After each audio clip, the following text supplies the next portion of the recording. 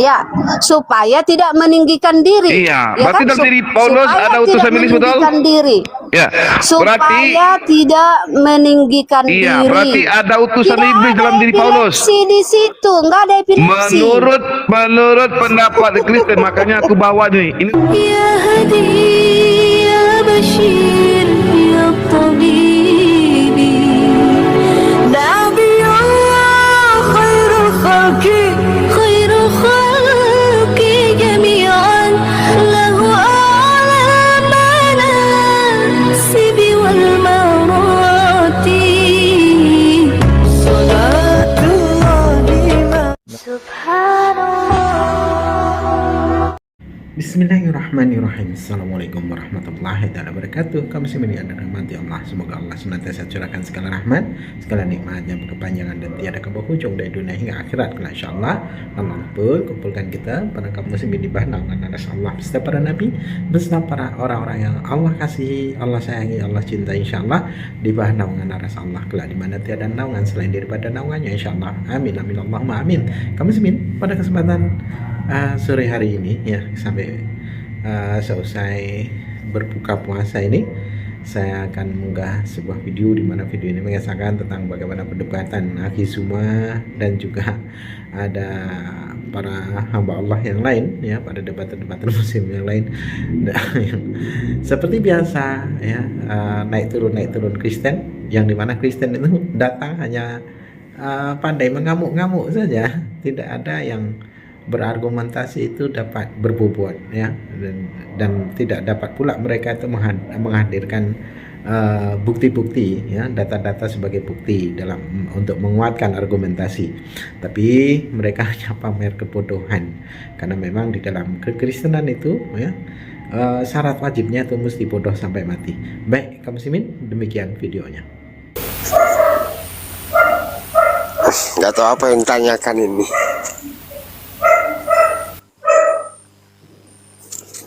Abang mau mungkin bertanya, silakan bang. Nggak ada yang ditanyakan bang.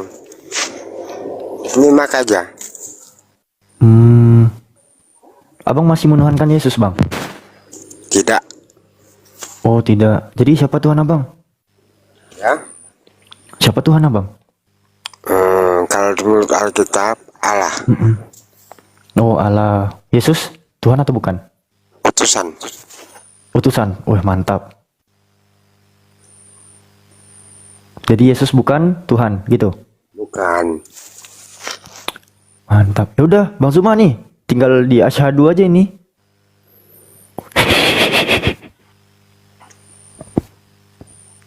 Kalau anda menyembah Allah ya, kenapa nggak sekalian totalitas memeluk Islam aja bang? Iya.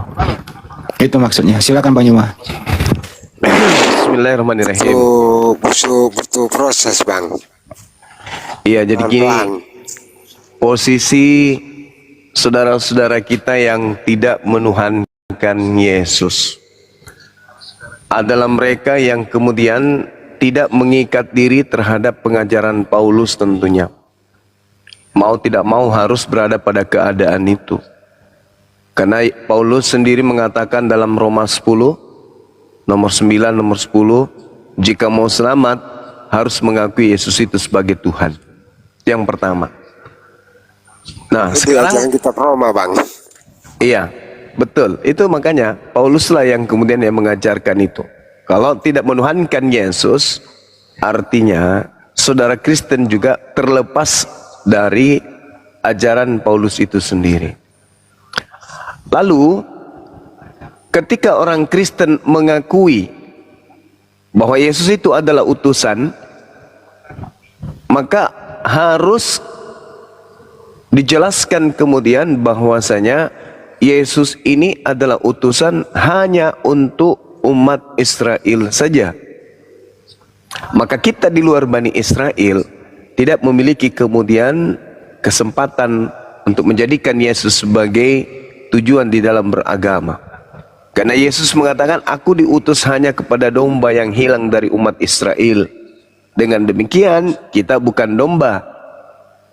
Maka kemana kita harus berpijak? Berpijaklah kepada penolong lain yang datang setelah Yesus itu diutus. Dalam Yohanes 14 nomor 16, Yesus sendiri mengatakan, aku akan minta kepada Bapa seorang penolong lain. Di mana seorang penolong sudah pasti adalah orang, sudah pasti adalah manusia. Dan itu bukan Yesus. Oleh karena itulah kemudian yang datang setelah Yesus itu adalah Roh Penolong, dan Roh Penolong itu kemudian membimbing seluruh manusia kepada semua kebenaran. Nah, di Kristen penolong lain tidak ditemukan. Penolong lain ditemukan kemudian oleh umat Islam, yaitu baginda Rasulullah Muhammad sallallahu alaihi wasallam. Simpelnya, Nabi Musa untuk Bani Israel, Yesus untuk Bani Israel. Lalu kita siapa? Maka Allah pencipta langit dan bumi mengutus Nabi Muhammad sallallahu alaihi wasallam untuk seluruh umat manusia, bukan hanya satu kelompok saja. Seperti itu, saudara. Jadi terlepas Yesus itu diimani sebagai Rasul, maka solusinya hanya satu, yaitu Al-Quran dengan Islam dan baginda Rasulullah SAW dengan penyembahan terhadap Allah Subhanahu wa Ta'ala. Hanya itu satu-satunya jalan. Karena Yesus itu jalan hanya untuk Bani Israel saja. Matius 14 nomor 2, Matius 15 nomor 24. Seperti itu, saudara. Silakan. Kalau tentang ini Bang, bingung Bang. Kalau menghadap dengan Bang Suma, saya aku itu Bang. Ya, Allah Subhanahu wa Ta'ala menjelaskan di dalam Al-Quranul Karim, A'udzubillahi minasyaitonirrajim, wa anna hadha sirati mustaqima fattabi'u wa la tattabi'u subula fatafarraqa bikum an sabilih zalikum wassakum bihi la'allakum tattaqun. Dan sungguh inilah jalanku yang lurus, maka ikutilah, jangan kamu ikuti jalan-jalan yang lain yang akan mencerai-beraikan kamu di jalannya. Demikianlah dia memerintahkan kepadamu agar engkau bertakwa. Jadi jalan satu-satunya sebagai jalan terakhir itu adalah Islam, tak ada yang lain. Nabi Muhammad SAW sebagai penunjuk jalan ya kepada seluruh umat manusia.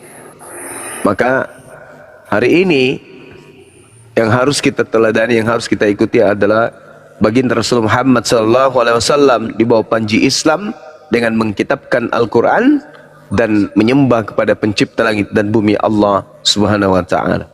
Di luar daripada itu tertolak. Demikian, Bang.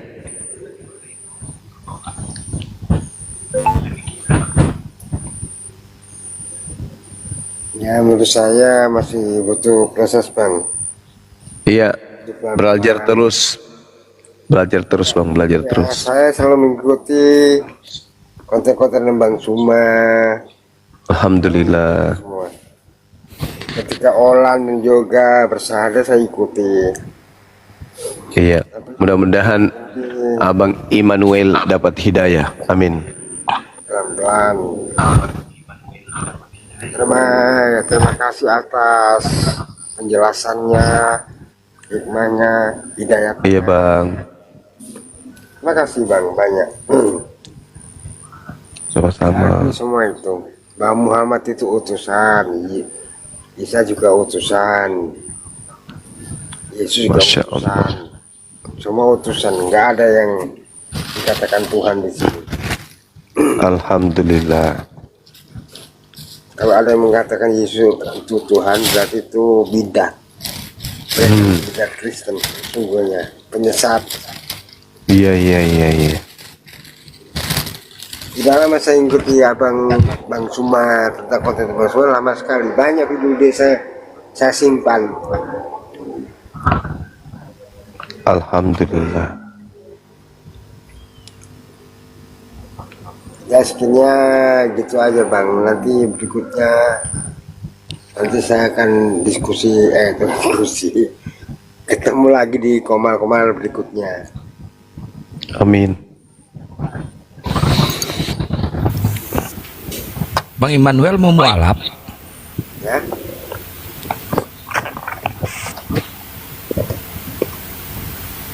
Ya, kalau Suaranya kecil Bang Immanuel. ya kalau ditakdirkan di situ apa bisa buat? Kenapa Bang? Kalau ditakdirkan di situ apa boleh buat? Ya udah syahadat, cepat. Saya suka bersyahadat. Saya di dalam masjid, bukan di dalam komal. Ya mantap, keren.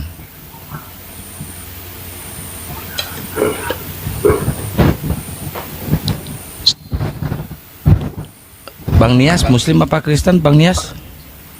Kristen bang. Ya, ada mau ditanyakan atau ingin ditanya silakan Bang. Atau mau diskusi dua arah? Enggak, aku bukan mau diskusi bang, cuma mau nanya aja. Mau nanya, silakan. Sama Bang Zuma lah, aku Iya, fans juga sama Bang Zuma. silakan. Fans sama Bang Zuma juga. Ya, Iya Bang, silakan. Bang Zuma, Siap. salam. Bang Zuma, aku mau nanya ini. Ya, silakan Bang. Izin ya bang ya. Silakan. Janji surga di Islam itu gimana itu bang konsepnya bang? Aku orang yang awam ini bang ya, nanya ya bang ya. Iya. Kalau di Islam itu Bang, tidak ada yang bisa menjamin dirinya itu bersih dari dosa. Tidak ada yang bisa menjamin dirinya tidak melakukan kesalahan baik kepada Tuhan maupun kepada sesama manusia. Oleh karena itulah kemudian jaminan Allah kepada umat Islam itu sangat-sangat sempurna. Al-Quran surah At-Taghabun ayat 9, Allah subhanahu wa ta'ala kemudian menjelaskan, A'udzubillahi minasyaitanirrajim. Bentar bang, izin bang. Surat apa tadi bang? At-Taghabun. Ya lanjut.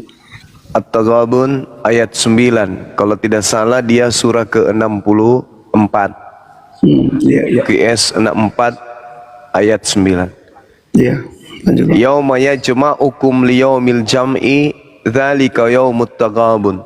Ingatlah pada hari ketika Allah akan mengumpulkan kamu seluruh manusia pada hari perhimpunan. Itulah hari manusia kemudian diungkapkan kesalahan-kesalahannya. Dan barang siapa beriman kepada Allah dan mengerjakan kebajikan, niscaya Allah akan menghapuskan kesalahan-kesalahannya dan memasukkannya ke dalam surga, mereka kekal di dalamnya selama-lamanya. Itulah kemenangan yang agung. Jadi di Islam, beriman kepada Allah, melakukan amalan soleh, maka Allah akan menghapus dosa-dosa kita dan Allah memasukkan kita ke dalam surga, kekal di dalamnya selama-lamanya. Ini kaidah surga, janji surga di dalam Islam. Iya.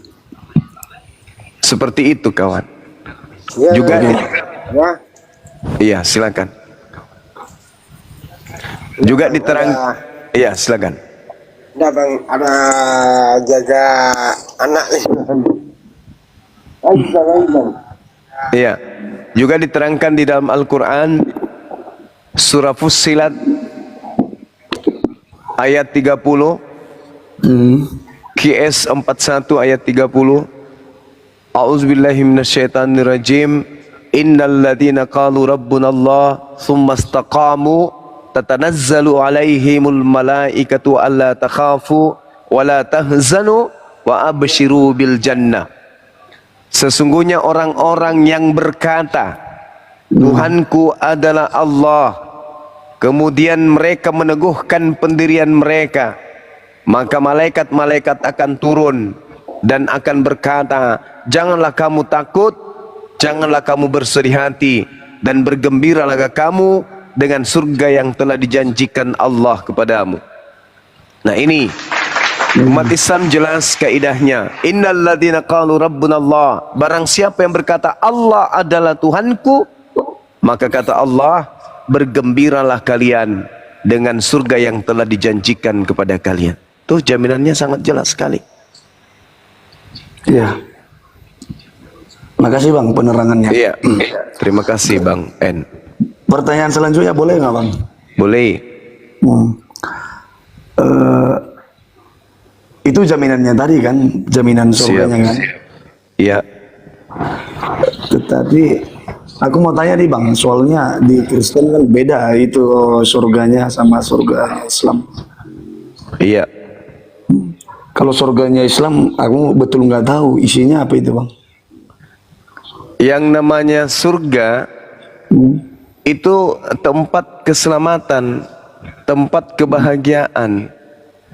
Ya, surga itu adalah tempat di mana manusia menerima imbalan kebaikan yang dilakukan ketika hidup di dunia.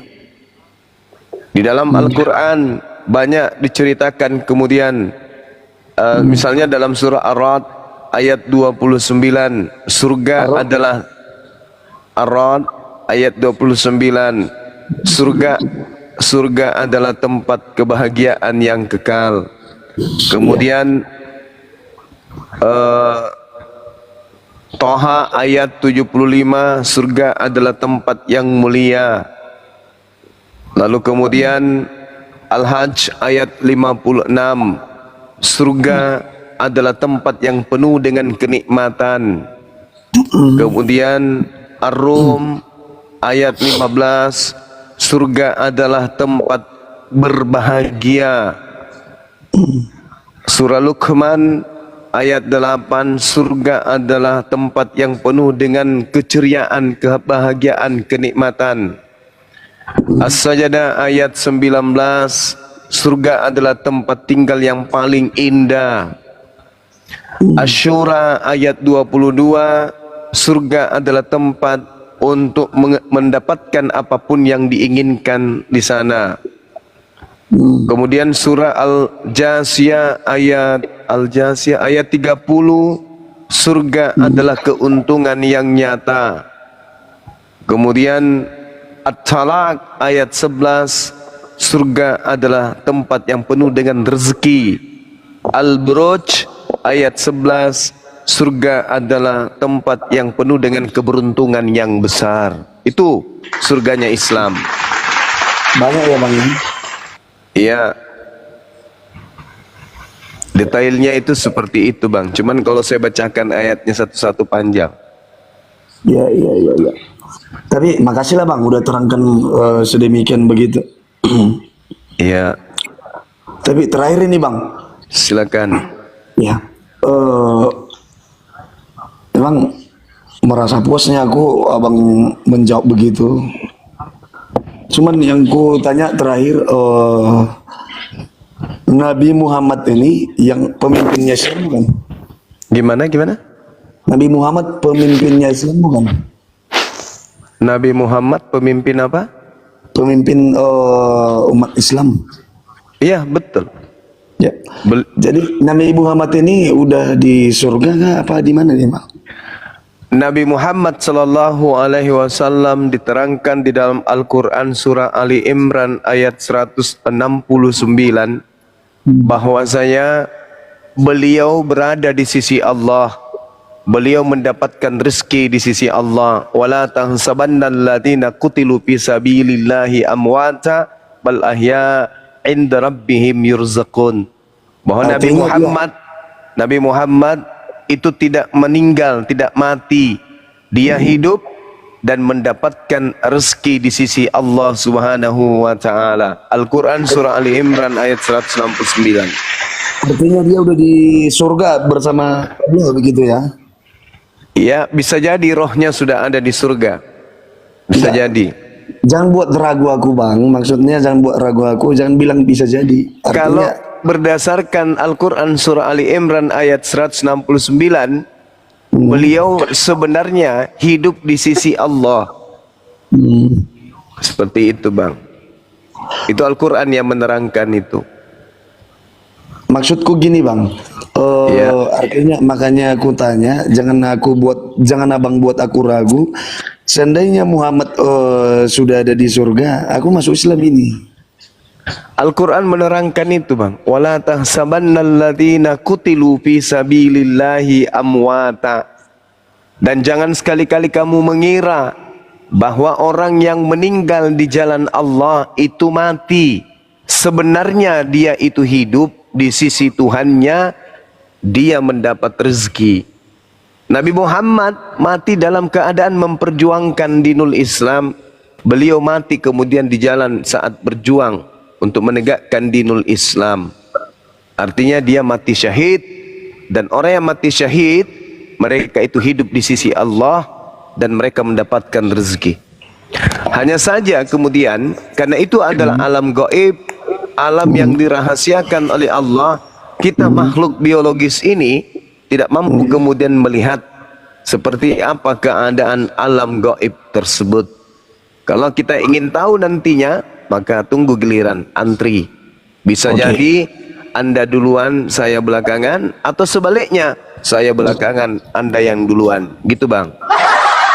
Oke Bang, kesimpulannya berarti Nabi Muhammad kita sudah di surga begitu ya?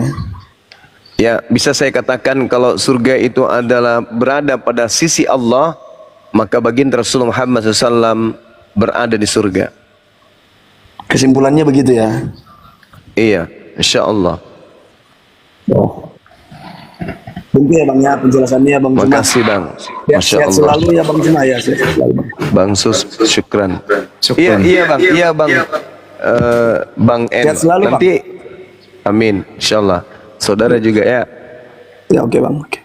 Iya. Karena banyak ini Bang. Soalnya aku mikir kan, kalau Muhammad belum ke surga, ngapain aku masuk Islam? Gitu Bang.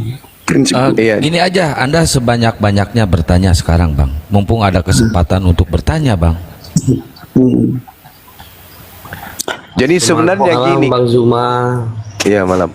Sebenarnya dalam kaidah Islam itu, agama samawi itu Bang, kehidupan manusia itu memiliki stasiun-stasiun.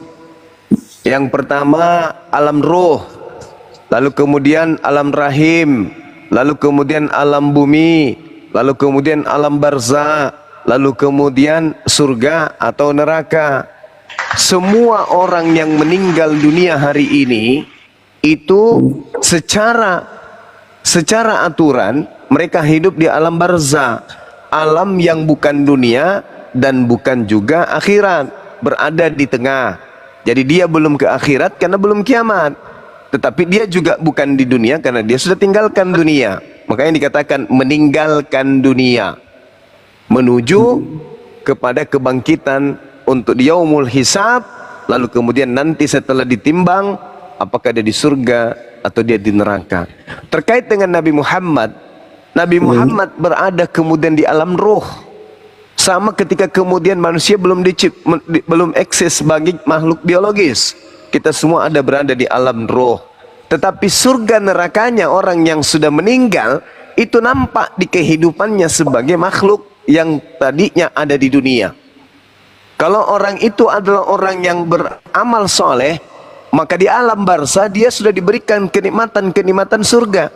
Tapi kalau orang dalam hidupnya di dunia hidup dalam keadaan kufur kepada pencipta langit dan bumi, maka hidup di alam barzah itu laksana dia hidup di neraka. Itu seperti itu Bang. Seibarat gini. Ketika Anda berada pada satu ruang kamar, di dalam kamar itu Anda sendiri, lalu kemudian Anda dipertontonkan kemudian kehidupan Anda, video yang diputar kemudian adalah video atau film yang membuat Anda senang, bahagia dan seterusnya, maka Anda akan berbahagia. Tapi ketika Anda dalam kamar sendiri berbahagia. Tapi ketika Anda dalam kamar sendiri diputarkan film yang seram, menakutkan, mengerikan, maka Anda akan ketakutan. Nah, ini keadaan yang dialami oleh manusia di dalam alam barzah. Ketika amal ibadahnya ketika hidup di dunia itu banyak, maka yang mereka rasakan dalam kehidupan alam barzah itu adalah kebahagiaan. Sebaliknya, ketika kemudian dia hidup di dunia itu penuh dengan kemaksiatan, ingkar kepada pencipta langit dan bumi, maka di alam barzah kemudian mereka hidup dengan sengsara. Belum masuk ke neraka, sudah merasakan kemudian bunga-bunga neraka. Begitu juga sebaliknya, orang selamat belum masuk ke surga, sudah merasakan kemudian indahnya surga. Itulah yang disebut bahwasanya wala tahsabannal ladzina qutilu fi sabilillahi amwata. Jangan mengira orang yang mati dalam jalan Allah itu mati. Sebenarnya mereka itu hidup di sisi Tuhannya dan mendapat rezeki. Itu Bang. Dengan jawaban tersebut. Jawaban. Oke Bang. Oh nggak apa-apa Baik. ya nih, sekali lagi ya Bang ya. Siap. Muhammad kan pemimpinnya Islam Bang. Ya, Pernahkah Muhammad bersyahadat Bang? jelas manusia pertama yang kemudian syahadatain beliau. Ketika beliau menerima kemudian perintah sholat, maka disitulah kemudian beliau bersyahadat. Yap. Dia Gimana itu Bang bunyinya Bang? sama seperti yang umat Islam lakukan, wa asyhadu anna Muhammadar Rasulullah. Kenapa dia harus mengakui kerasulan Nabi Muhammad yang adalah dirinya sendiri? Sebab bukan dia yang melantik dirinya menjadi rasul, bukan dia yang melantik dirinya menjadi nabi, bukan dia yang mengutus dirinya untuk menjadi nabi dan rasul. Maka dia pun harus dia harus menyadari bahwa aku ini nabi, aku ini rasul. Jangankan dirinya, orang lain pun diharuskan kemudian mengakui dirinya sebagai nabi dan rasul, apalagi dirinya. Maka ketika dia menerima perintah salat, dia bersyahadat, asyhadu an la ilaha illallah wa asyhadu anna Muhammadar Rasulullah. Seperti itu kawan. Oh, jadi itu maksudku Bang kan, makanya aku tanya itu karena dia menyebut namanya di dalam syahadatnya itu. Iya, betul. Memang betul. Oh. Dia bersaksi kalau dirinya sendiri itu adalah rasul. Iya, iya betul. Oke Bang. Jadi thank you lah Bang. Baik, saudara. Iya, Thank Bang. you lah pemaparannya. Aku puas dengan jawaban Abang. Mungkin aku Makasih. harus banyak belajar lagi ya Bang ya. Silakan Bang. Oke. Thank you lah Bang ya. Makasih ya. Salam ya. Makasih Bang. Betul dulu Bang. Terus kapan Abang ini mau kembali ke Islam Bang? Kembali ke Islam. Aku Kristen dari dulu Bang. Dulu waktu bayi Anda Muslim loh itu. Enggak lah. Malam Bang Zuma. Ya udahlah. Dari lahir aku Kristen. Iya Bang. Thank you ya Bang ya. Bang. Iya, makasih. Sehat selalu Bang Zuma. Makasih Bang. Ya Bang, makasih Bang. Sehat selalu ya Bang. Makasih Bang Zuma udah dinaki. Assalamualaikum. Siap. Waalaikum. Waalaikum. Hantar mau ngehujat atau diskusi? Bukan menghujat Bang, saya cuma mau nanya sama Bang Zuma ini satu aja Bang.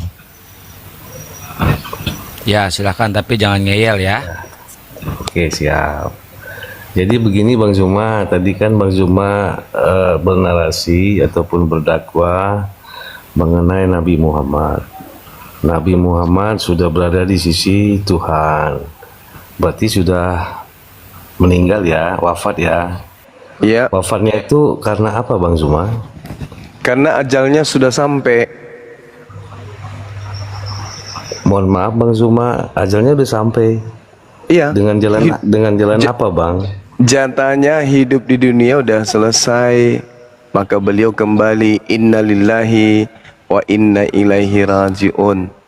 Ajarannya sudah tamat, risalah kenabian dan kerasulannya udah selesai, maka tugasnya udah selesai, dia harus kembali kemudian kepada Allah. Begitu. Ya. Bukan karena ada hal sesuatu Bang dia wafatnya Bang?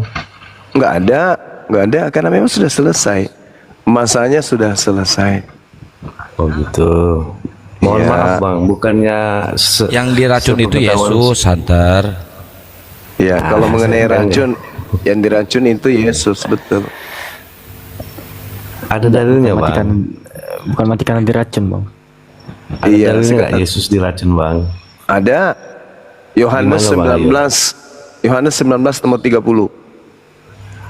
Gak boleh gitu Bang, saya kan nanya bagus-bagus Bang. Loh, Anda Abang bertanya mau kan? framing. Anda bertanya, ada nggak Coba sesekali, buktinya Bang. Yesus diracun? Bang. Saya jawab, Yohanes 19 nomor 30, Yesus mati gara-gara diracun. Anda kan bertanya, jadi saya jawab, karena saya paham Bible. Kan gitu kawan. Ya toh? Ya dong. Ya dong? Ya toh? Ya toh? Ya dong? Ya, Iya dong. ya toh dong? Ya toh dong? Iya dong. Iya bang. Tapi keislaman abang nggak sejati loh bang. Abang nggak jujur. Kenapa saya nggak jujur? Anda ingin mengatakan Nabi saya diracun? Seluruh dunia tahu Muhammad mati kena racun. Oh, Abang enggak mau dong. bohong. Enggak. Sekarang begini. Begitu. Dengarkan Begitu saya. banyak dari Dengarkan saya, saudara. Anda ditembak tahun 2023. Anda ditembak tahun 2001. Sembuh nggak luka Anda? Selama 1 bulan, 2 bulan, 3 bulan, sembuh kan? Tinggal bekas. Kemudian 2005 Anda meninggal. Boleh nggak dikatakan Anda mati gara-gara ditembak? Anda ditembak 2001, Anda berobat sembuh, tak ada kemudian lagi luka, tak ada lagi rasa sakitnya. Nah kemudian 2025 Anda meninggal. Boleh nggak dikatakan Anda mati kena racun? Apa? Anda mati kena tembak? Boleh nggak? Boleh nggak? Kalau orang tolol Bisa boleh. jawab bang. Bisa jawab bang. Ya silakan. Itu kan perjalanan Nabi Muhammad itu kan kena racun kan udah setahun bang. Setahun nenekmu kiper. 4 bang, 4. Jangan dipintir bang. Jangan dipintir. Masih ada 4 Kebiasaan tahun. Kristen. Masih ada 4 tahun perjalanan Iya, dakwah dia Nabi masih itu. memimpin Haji Wada waktu itu.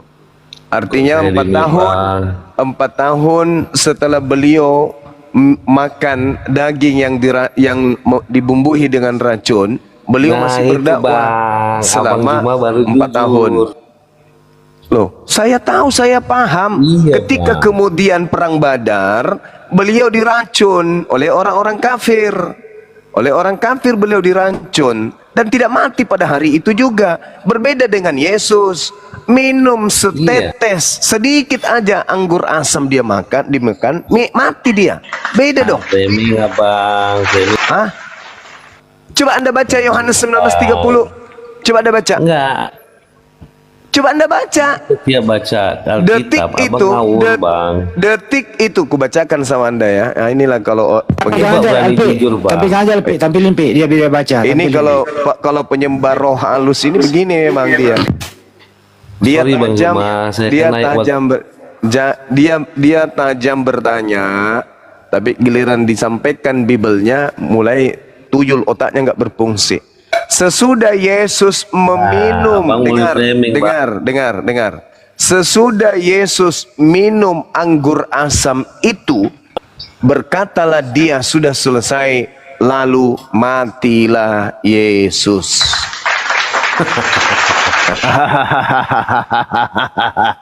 Polimio, Kamu nggak tak malu? ada, bang. Saudara, kamu nggak malu? Katanya Tuhan. Kamu nggak malu? Oh, Katanya di Tuhan. Mirmion. Diracun kok mati? Kamu nggak malu? Saat itu juga dia cicipi anggur asam, saat itu juga dia mati. Nabi Muhammad diracun loh. Diracun. 4 tahun dia bertahan, coy. Bandingkan dengan sosok yang kau sembah. Begitu dia cicipi cuman jilat-jilat, mati langsung seketika. Hei, Tuhan palsu. Nabi Muhammad makan daging diracun, tak mati. Coba. Kok kepanasan bang? Kepanas? Siapa yang panas? Kamu yang tak ada malu. Tuhan mau mati diracun, kok nggak ada malu. Tadi Nabi abang Muhammad bagus kok bang. Iya, karena Anda itu menuduh sesuatu yang sebenarnya harusnya Anda itu malu. Abang nggak mau jujur bang. Karena Tuhanmu itu justru mati gara-gara diracun. Kamu nggak malu? Hah? Oh pantas lah kau, karena kau pemakan babi, makanya kau nggak malu. Rata-rata pemakan babi itu memang malunya sudah ada. Bayangkan Nabi Muhammad kemudian diracun pada saat perang Badar. 4 tahun kemudian dia meninggal. Anda tuduh mati diracun. Yesus, Tuhan Anda, saat itu juga jilat-jilat kemudian asam anggur mampus. Ini kalau kita sampaikan begini, wah bang hujat ya menista. Apanya yang menghina? Apanya yang menista? Kau yang menista Tuhan kau sendiri. Masa ada Tuhan mati gara-gara isap asam anggur? Itu namanya bahlul. Makanya kesakitan hati kau itu jangan kemudian membuat kau itu menjadi penista. Nabi Muhammad hanya berkata, aku merasakan seperti pada saat aku diracun di Khaybar. Nah, pada saat beliau diracun, beliau merasakan ingin mati. Ketika kemudian beliau sudah tiba saatnya meninggal dunia, ya perasaan itu datang lagi, wajar. Wajar, karena sama-sama merasakan rasanya mendekati kematian.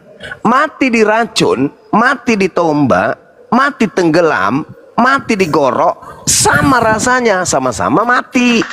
Jadi ketika kemudian saat beliau diracun, ya, beliau mendekati kematian. Rasa itu dia rasakan. Ketika dia benar-benar sudah sampai ajalnya, rasa ingin mati saat diracun itu kembali dia rasakan. Karena memang racun yang dimakan itu adalah racun yang sangat ganas. Buktinya sahabatnya ketika itu juga meninggal di tempat. Itu jelas itu. Jadi pada saat Rasulullah merasakan racun, dia merasa bahwa dia diantarkan kepada kematian. Tetapi alhamdulillah batal, beliau masih hidup sampai 4 tahun ke depan.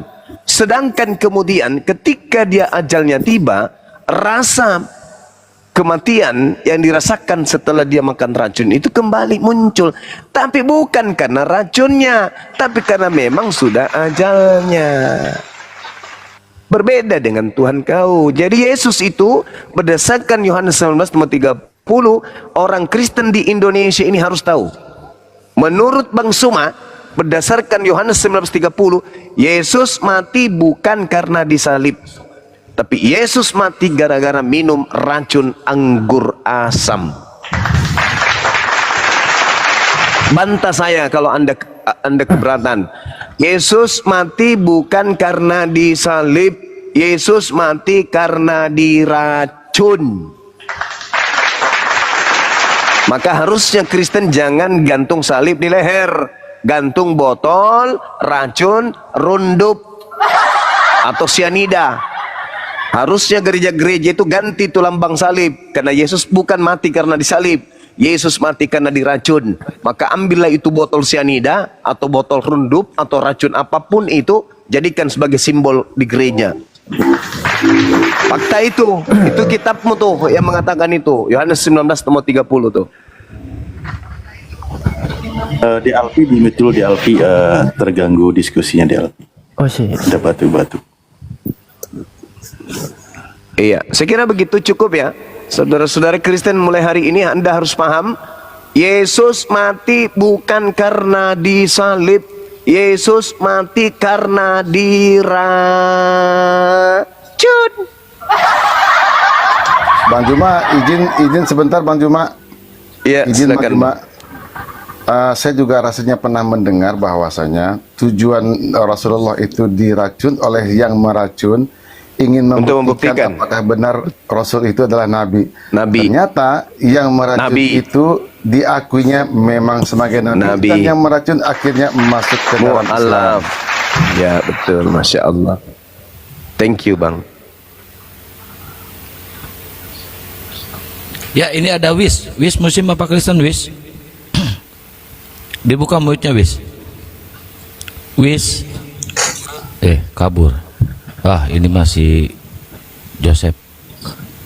Ada Tuhan mati diracun. Halo semuanya teman-teman, shalom.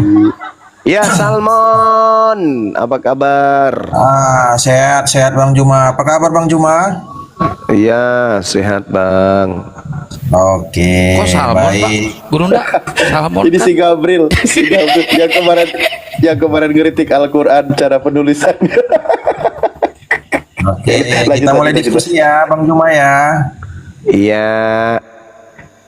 Oke, Bang, gini Bang, aku nanggapin dulu yang Abang bilang Yesus mati diracun. Setelah saya cek itu kan di Yohanes 19 ayat 30, Itu nggak ada kata-kata racun di situ, Abang. Anggur asam itu apa, Bang? Bunyinya seperti ini. Sebentar dulu saya baca dulu ya bunyinya ya, biar Iya, jangan premis. silakan, silakan. Yohanes 19 ayat 30 ya. Sesudah Iya. Yesus meminum anggur asam itu, berkatalah ia sudah selesai. Lalu ia menundukkan kepalanya dan menyerahkan nyawanya. Enggak ada tuh di situ ada racun tulisannya, Bangku. Anggur asam itu apa? Anggur asam itu apa? Anggur asam itu ya anggur. Berarti bukan dia racun. berarti dia mati gara-gara anggur. Bukan racun ya.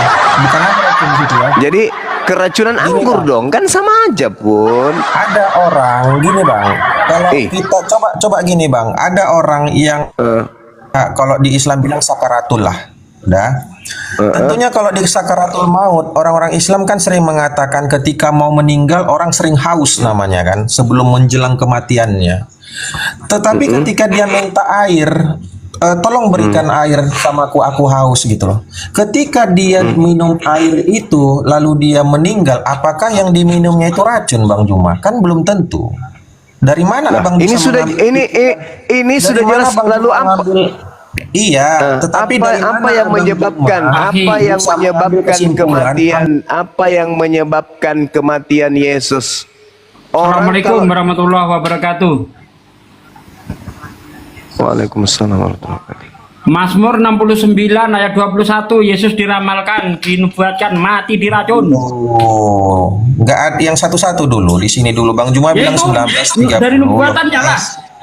Yang mananya di situ racun? Nggak ada racun di situ, Abang. Ya. Mohon maaf ya, teman-teman, jangan marah ya. Saya ada baca di hadis Bukhari ya. Aisyah RA berkata, Rasulullah SAW bersabda di saat beliau menjelang wafat. Wahai Aisyah, saya masih merasakan sakit dari racun yang ada di makanan pada saat di Khaibar. Dan saat ini saya merasakan dipotongnya urat tali nadiku oleh racun itu. Nah, kalau di situ abangku jelas ada tulisannya racun. Nah, sesuai dengan juga di Bukhari ya. di Itu sini sudah juga ada. kujelaskan tadi, sudah kujelaskan Iya. tadi itu, udah kujelaskan. Itu udah kujelaskan. Jadi Yesus ini keracunan anggur dia. Kalau Yesus itu tidak keracunan anggur, ya, apa yang menyebabkan dia mati? Sedangkan tradisi Yahudi, penyaliban itu nanti orang mati kalau dia sudah digantung berhari-hari. Ini Yesus baru 2 jam, baru 2 jam lebih sedikit digantung. Bahkan ketika kita melihat tragedi yang terjadi, dia tidak diapa-apain loh, tidak dipatahkan kakinya seketika dia mati. Hanya gara-gara jilat anggur asam, mati dia. Artinya dia keracunan anggur. Abang Juma, ada racun di situ kan? Dia mati gara-gara keracunan anggur asam. Coba dibesarin ini nubuatan untuk Yesus nih. Enggak, saya nanya ada racun di situ. Kalau di hadis Bukhari ada racun di Besarin sini tolong. tulisannya. Tuh, ini nubuat untuk Yesus ya. Bahkan mereka memberi aku makan racun, dan pada waktu aku haus mereka memberi aku minum anggur asam. Tuh ada racun tuh. Minum racun ada di situ, minum racun. Ini. Ha. Iya, minum racun Mas Bur ada nih. enggak? Tadi kan katanya ini bener minum. enggak nih? Ini buatan untuk Ya, Yesus jawab enggak nih? dulu kamu. Saya tanya, ini nubuatan untuk Yesus Itu enggak? tadi minum kamu bilang. Kan kamu yang bilang minum racun. Ada situ minum racun? Jujur kamu. Ada minum racun di situ? Anggur asam itu racun ini, tengok nih. Jawab di situ ada minum racun. Parah. Jangan Ngeles gitu dia. dong. Lanjut lagi Di cuma hadis ngeles Bukhari dia. jelas. Iya. Kalau di hadis Bukhari ada bang racun di situ tulisannya, itu maksud saya. Nah itu juga kalau misalnya tidak ada racun, tapi faktanya dia keracunan kan? Faktanya Nah itu dia mati setelah itu keracunan namanya. Dari mana bang bilang racun? Orang mati Kamu minum pernah tidak kamu melihat ada orang meninggal? Kamu mendengarkan ada orang meninggal gara-gara minum anggur? Pernah nggak? Minum tua oplosan. Dia meninggal gara-gara minum tua oplosan. Samanya itu. Yang pasti jangan kau malu, jangan kau sembunyikan. Kalau kau malu boleh. Tetapi faktanya dalil mengatakan Yesus mati setelah mengisap anggur asam. Ngisap anggur asamnya bagus lagi Gurunda ya, ular gitu ya Gurunda. Iya, Tuhan mati gara-gara anggur asam. Kurang ajar pembuat anggurnya. Kalau menurut saya lebih kuat fisiknya Nabi Muhammad SAW 4 tahun bertahan kalau memang mau ke sana dibanding Tuhannya berapa menit doang bertahan. Itulah aku bilang, siapa yang memberikan racun si Tuhannya oten harus kena hukum. Tapi tadi kalau dia nggak mau mengakui Yesus mati karena minum anggur asam, pertanyaannya banyak nggak dijawab. Kalau begitu apa yang menyebabkan Tuhan mau mati di tiang salib kalau bukan racun? Kan Keracunan anggur asam, anggur asamnya bau ketek. Assalamualaikum. Waalaikum. Waalaikum. Ya, Bang Erik Muslim apa Kristen? Alhamdulillah Islam, Bang. Ya, ada yang mau ditanyakan, Bang? Waalaikumsalam. Waalaikumsalam warahmatullahi wabarakatuh. Ya, cuman menyampaikan aja, bukan bertanya kepada Bang Juma. Assalamualaikum Bang Juma. Waalaikumsalam warahmatullahi. Saya terus terang Bang Juma ya, sudah 5 tahun mengikuti Bang Juma ini dari mulai dari apa itu sampai hari ini. Baru hari ini aku bisa berinteraksi langsung sama Bang Juma. Saya bersyukur sekali Bang Juma. Alhamdulillah. Kepada abang-abang semua, saya dari Rio Bang Juma. Iya Bang. Ya, Rio. iya Rio, Pekanbaru Bang. Pekanbaru.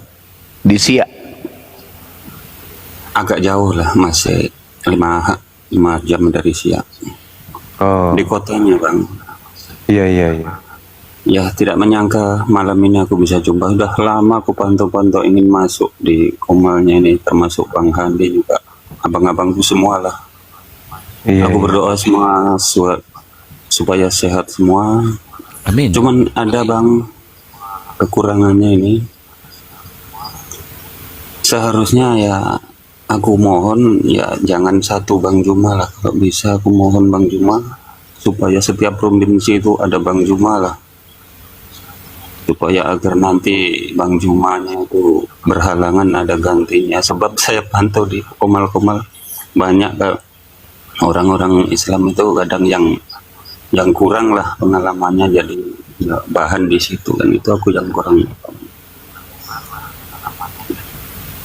Tapi persoalannya Bang Juma itu cuma satu Bang. Iya, maksudnya itu bukan Bang Juma juga. Maksudnya ada sama saya, kalau saya Kian Santang bisa membelah diri menjadi 7. Kalau Gurunda Juma nggak bisa membelah diri. Bukan begitu maksudnya Bang. Jadi generasinya itu akan lebih banyak lagi kan, begitu maksudnya. Jadi pastikan ya. Siap Bang. Aku yakin. Insya Allah nanti kedepannya akan banyak Gurunda Juma selanjutnya ya Bang. Ya doain aja Bang. Itu maksudnya begitu, bukan dibelah lah Bang. Siap. Ya oke Bang Juma dan abang-abangku semua, saya terima kasih betul. Dan salam satu Tuhan. Salam satu Tuhan Bang. Iya. Saya juga dulu sudah mendaftar Bang jadi API, cuman waktu itu belum diproses jadi. Tuh urusin API itu ada ketuanya tuh, pengurusnya tuh API tuh. Alfi. Ya udah Bang, nanti di DM aja ya kalau masalah pendaftaran API ya Bang ya. Iya Bang, iya Bang. Oke, biar jelas ya Bang. DM ke Alfi langsung Bang Erek. Tapi Alfi lead Bang dari Riau Bang, nanti Alfi lanjutkan ke ya, nanti Alfi Riau lah. Ya begitu saja Bang, semoga sehat selalu ya. Amin. Amin. Dari Tuhan. Assalamualaikum warahmatullahi wabarakatuh. Waalaikumsalam. Waalaikumsalam warahmatullahi wabarakatuh. Alfi, kau masih di Jakarta, Pi? Alfi di Bandung, tapi insya Allah Alfi Senin ke Jakarta. Ya hari Selasa kok, hari Selasa siang kau hubungi aku Sherlock ya. Oh Selasa jadi. Oke, ya Selasa kau hubungin gua siang-siang lah, aku Sherlock, oke? Insya Allah Alfi Senin udah di Jakarta lah. Oke. Di Bandung sekarang ini. Oke. Immanuel. Ada Tuhan mati minum racun.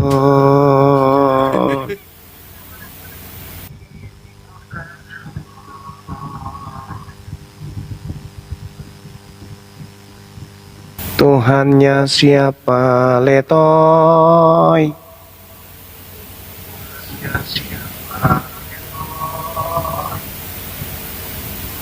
Matinya bukan karena keselak biji nangka, tapi mati karena minum racun asam anggur. Saya menemukan di sini apa ini mengenai makan racun itu. Mereka memberi aku makan racun. Kata ini berarti suatu tanaman pahit dan sering dicampur dengan ramuan minuman dari tumbuhan yang pahit. Ini menurut tafsir Matthew Henry ya, orang Kristen sendiri nih yang menafsirkan nih. Mereka memberi aku makan racun. Kata ini berarti suatu tanaman yang pahit dan sehingga dicampur dengan ramuan minuman dari tumbuhan yang pahit. Dan pada waktu aku haus memberi aku minum anggur asam. Jadi itu. Jadi tanaman pahit yang sudah dicampurkan ke anggur asam itu yang menyebabkan Yesus mati. Begitu. Oh my God, ada Tuhan mati kena racun.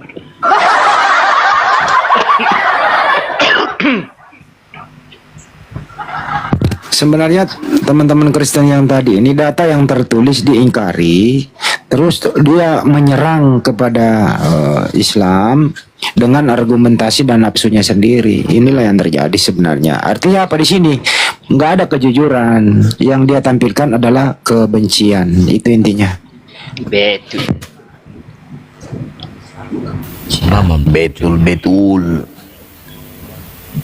Tidak ada satupun ulama, mulai dari ulama yang paling berilmu sampai kepada umat Islam yang paling awam,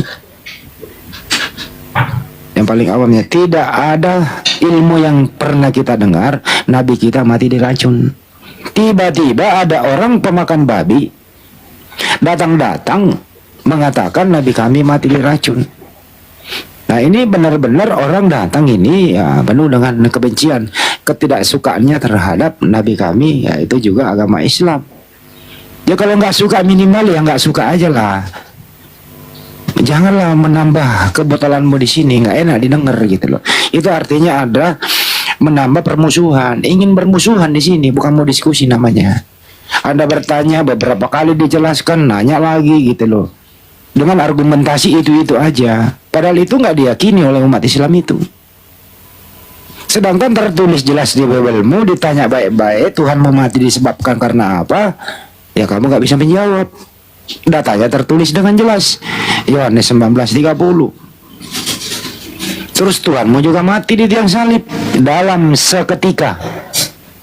Tidak berhitung jam di sana mati. Diturunkan enggak dia? Kemudian itu dikubur.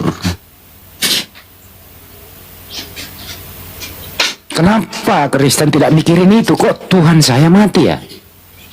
Mati diracun pula lagi ya? Kok bisa saya menuhankan hal demikian? Mestinya itulah yang lu pikirin. Dan gini juga deh. Itu intinya kira-kira. Lanjut. Sahabat Nabi kan makan juga ya domba yang dikasih oleh perempuan pada saat perang Khaybar itu.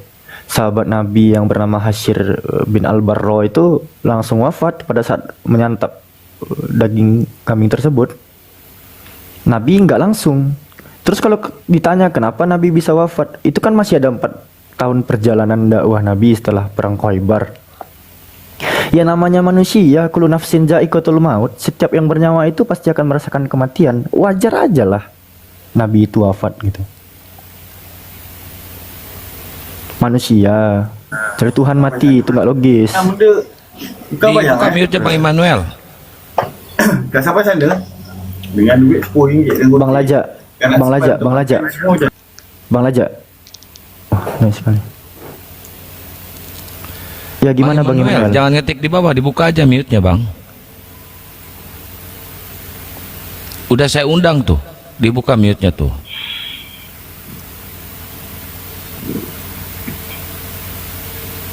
Lagian tidak ada ceritanya orang disalib itu mati dalam waktu singkat, itu nggak ada. Orang disalib kalau apa ya, paling cepat itu 3 hari baru mati dia.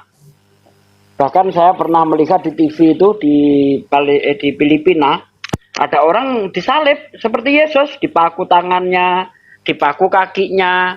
Setelah 3 jam diturunkan, nggak mati dia. Tangannya diperban, habis itu ngerokok dia.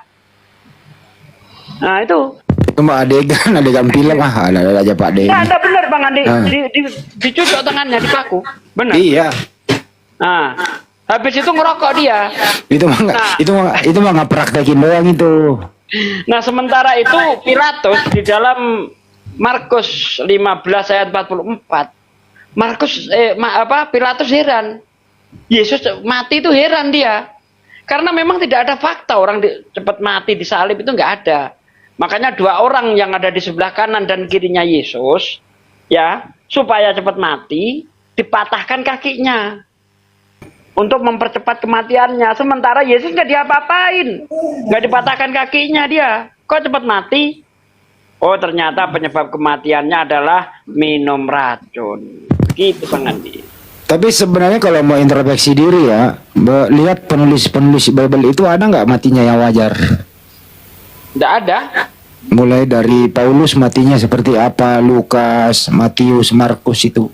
Termasuk Tuhannya itu loh. Sebagaimana diterangkan di Galatia 3 nomor 13, siapa sih sebenarnya yang mati terkutuk di tiang salib itu? Karena memang gini Bang Andi, di dalam Ulangan 18:20, tetapi jika ada seorang nabi yang berani berkata atas namaku tapi bukan dariku, maka nabi itu akan mati. Coba saya bacakan ya ayat 20. Seorang nabi ayat 20, tetapi seorang nabi yang terlalu berani untuk mengucapkan demi namaku perkataan yang tidak kuperintahkan untuk dikatakan olehnya, atau yang berkata demi nama Allah lain, nama Tuhan lain, nabi itu harus mati. Nah, ini mati, mengada-adakan firman Tuhan tuh mati dia Bang Andi. Makanya nggak ada yang benar matinya itu. Penulis-penulis Bible itu nggak ada yang benar matinya itu.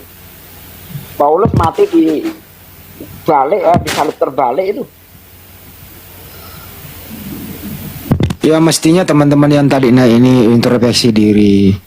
Kok bisa ada yang kau tuhankan matinya seperti itu? Kok penulis-penulis Bible semua matinya kok tidak wajar gitu? Nggak usah menyerang dulu deh, introspeksi diri dulu, pergunakan dulu akalnya, kritis dikit gitu loh, baru kamu menyerang. Boleh Anda menyerang bagaimana Nabi kami, bagaimana Al-Quran, bagaimana hadis, boleh, tapi ada metodenya, ada caranya begitu. Sedangkan Bible ini kan berbahasa Indonesia, ya bisalah semua orang ngerti gitu. Nah kalau untuk menyerang Islam ya kau punya keilmuan yang kau harus bertahap begitu. Tapi mereka ini yang intinya yang penting menyerang, malu belakangan. Itu intinya di sana. Yang selama ini kita disuguhkan ya. Gua serang nih Bang Juma. Ini pertanyaan titipan Bang Juma. Kau harus menjawabnya. Pokoknya kalau kau menjawab ini sanggahannya. Itu ilmu saya menurut mereka. Ini bersumber dari mana teman-teman? Bersumber dari barat. Yang disebut yang anti-Islam. Islamofobia begitu. Itu yang dibawa. Siapakah sebenarnya Bapak penghujat internasional ini? Anda tahu semua teman-teman? Coba ketik di bawah sebelum saya jelaskan. Jangan dijelasin. Biar teman-teman di bawah juga bisa menggali ilmunya. Siapakah Bapak penghujat internasional? Berasal dari luar negeri, ilmunya masuk ke Republik ini, yang dipakai tiap hari kita dengarkan di sini. Bukan. Jangan CP doang dong, sebut nama aslinya. Robert Horry. Yang terkenal aja yang baru dia zaman-zaman modern lah. Congorpedia. Jangan CP doang, tulis nama aslinya.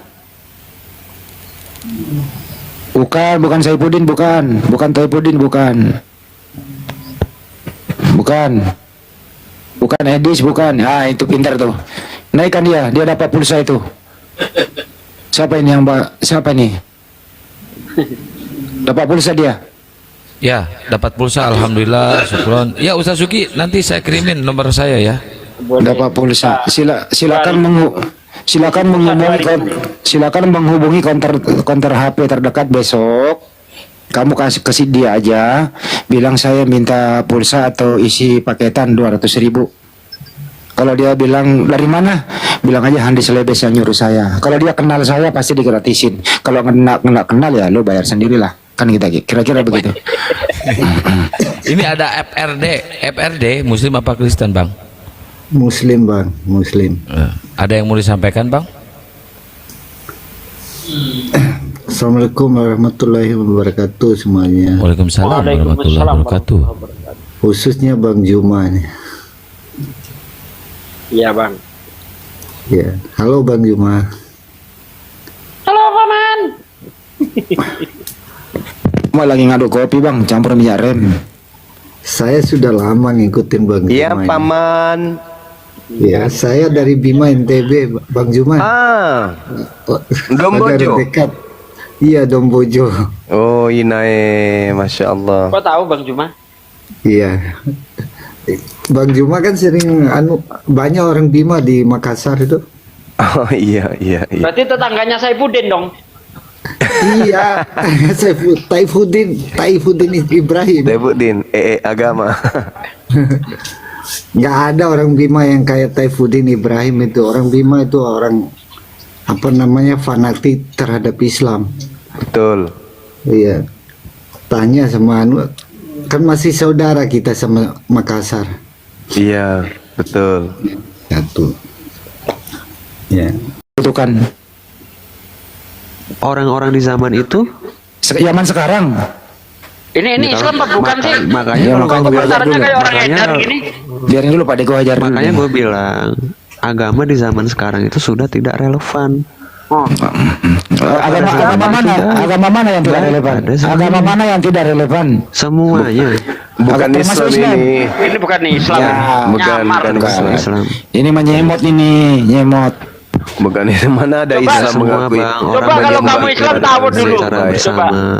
Coba kalau kamu Islam tahu dulu coba. Tahu Sabar dulu Pak, biar Banyuma yang uji. Coba tahu dulu coba. Tawud itu apa? Wah kan komplak kan, tawud aja nggak ngerti. Ngaku Islam bikin malu aja. Tawud aja nggak ngerti. Kalau Kristen ngaku Kristen, nggak usah nyamar kau.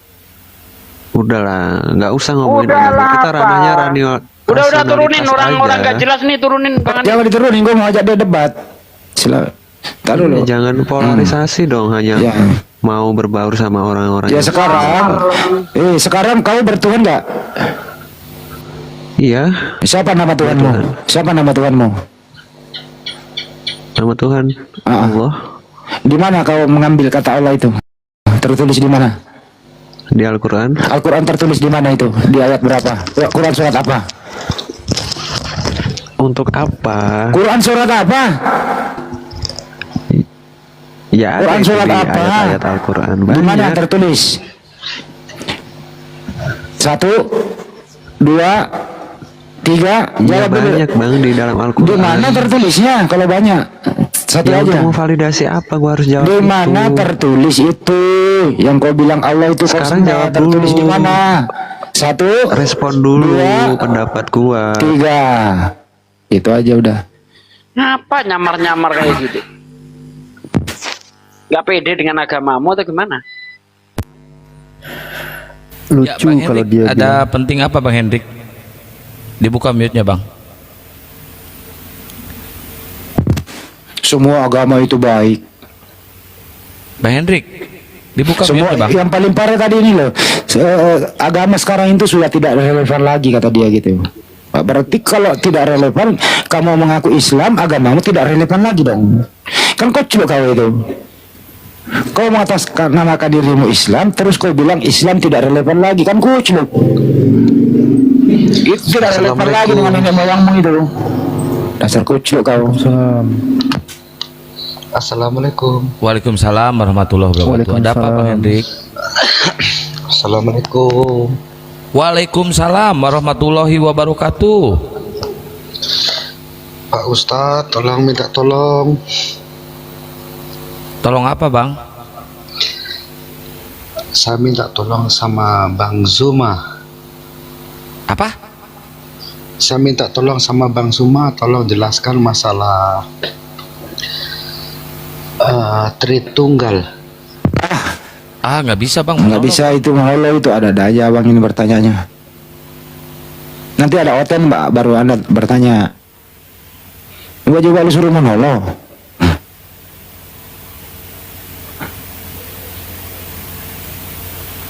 Dinaikkan lagi nih. Boleh dia ngobrol sama Alfi? Jangan Nggak ada dinaikkan gunanya, lagi. Ini orang dia gak nggak jelas jelas. ini. Ngapain dinaikin? Bukan Alfi yang naikin, Alfi nggak moderator.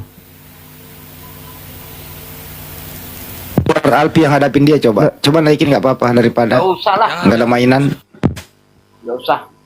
Nanti kalau dia Islam malah kita bentrok sendiri. Alfi dikit aja nih, kalau ada Bang Mac masih di bawah. Bang, kalau Abang bilang ajaran agama tidak relevan, agama itu mengajarkan jangan nikah sesama jenis, Bang. Bang membenarkan nikah sesama jenis? Coba akal sehatnya dimainkan sedikit, Bang. Karena di hukum moral itu tidak dibenarkan dan itu tidak diatur. Cuman agama yang mengatur hal-hal yang seperti itu tuh. Aku juga ganteng. Fotonya ada. Bentar. Si Emen ini, kau kalau lagi ngomongin tentang personal jangan dibawa ke ajaran kami, ya. Jangan kau bawa-bawa Nabi kami, ya. Kalau kau niat menghujat, ya udah kita hujat-hujatan aja.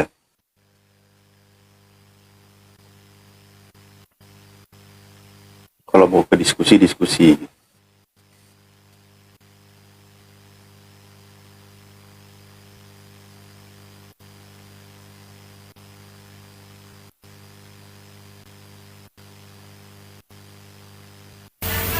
Diam kan? Diam lo. Ayo buka mute-nya lo. Silakan ya. Oke lah. Siap bertanya, siap dijawab ya. Oke. Bobroknya siap dijawab. Ngomong kok sama rumput yang bergoyang, nggak ada yang mau ngomong sama di sini ya. Bagus kalau ada perempuan di sini. Kalau ada perempuan di sini bagus supaya mereka mendengar apa yang terjadi dalam dunia muslim sekarang. Siap? Ya, kau mau diskusi? Kau mau diskusi? Bukan diskusi, kita bongkar bersama. Terserah kamu. Kita bongkar bersama. Kamu bongkar saya, kamu bongkar saya terima. Tapi kamu juga harus terima kalau saya bongkar kamu. Siap. Nah, bagus ada saksinya yang apa? Coba Enggak, gini aja. Kau mau bahas apa sekarang? Kau mau bahas apa? Up to you, terserah. Mau bahas apa saja. Saya terima mau bahas apa saja. Terserah mau bahas apa saja. Kau mau diskusi, mau bahas dalil atau mau bahas apa? Aduh, ini mah. Terserah mau bahas MUI, NU, MUI, terserah. Tapi siap bertanggungjawabkan ya dengan kata-kata ya. Ngapain bahasa MUI lu? Iya, siapkan peti mati buatmu ya. Takut. Iya, takut. Gak bisa kok jantungan. Baru ngomong MUI pada ketakutan semua. Ngomong MUI takut semuanya. Ngapain takut sama kakek ompong giginya 2, bodoh kau. Ini saya orang MUI, saya kan orang MUI. Udah peti matiku siapkan, dong ngomong kok cepat. Jangan Dedek, jangan dimatiin. Ada yang aku MUI. Dek, jangan Dek, kita lanjut. Lanjut ya. Tunggu terus. Saya ambil Alkitab dulu. Kesoalan lu pura-pura manja kayak gitu ngomong lu. Ingat umur lu, gigi tinggal 2 juga lu.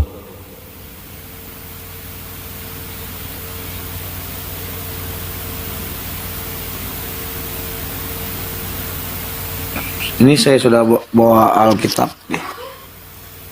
Lo, ketakutan mereka. Ini pada ketakutan sama nih.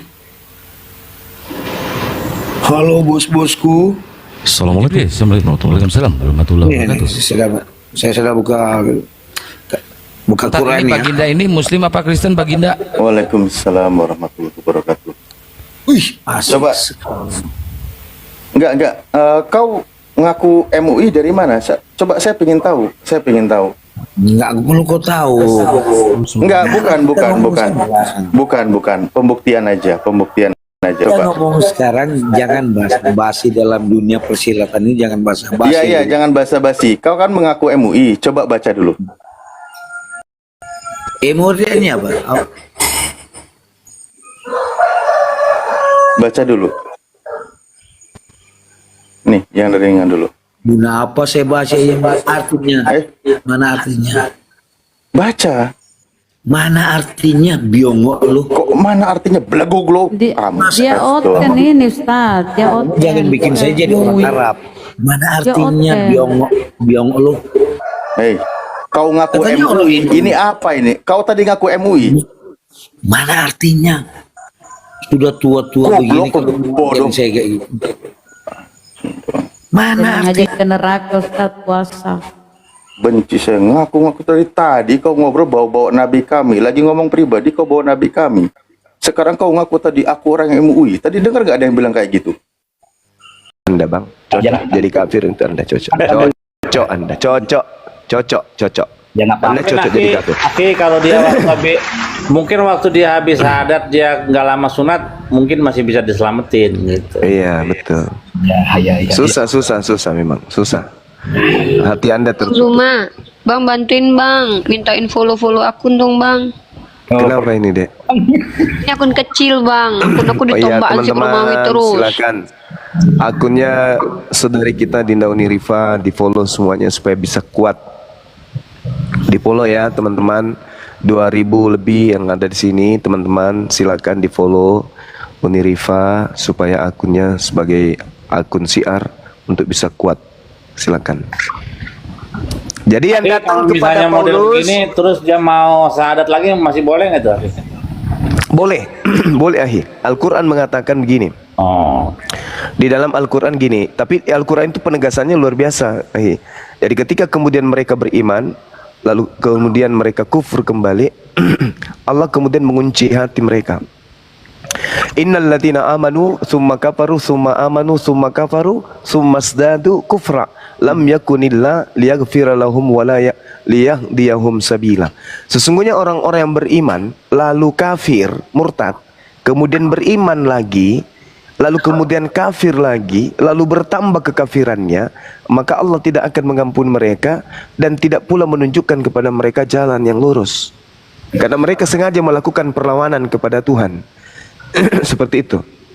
Jadi ketika dia beriman lalu murtad lalu beriman kembali, kalau dia tidak mampu istiqomah meneguhkan kemudian imannya, lalu kemudian dia kafir kembali lalu bertambah kekafirannya, maka Allah tidak mengampuni mereka. Itu kata Quran An-Nisa ayat 137. Gitu ya. Iya, jadi ada pertobatan. Ketika dia kufur, kemudian bertobat, Allah terima. Kemudian dia kufur, kemudian bertobat, Allah terima. Ketika ketiga kalinya dia bukan bertobat, malah semakin menjadi kekufurannya, maka tidak diberi petunjuk lagi.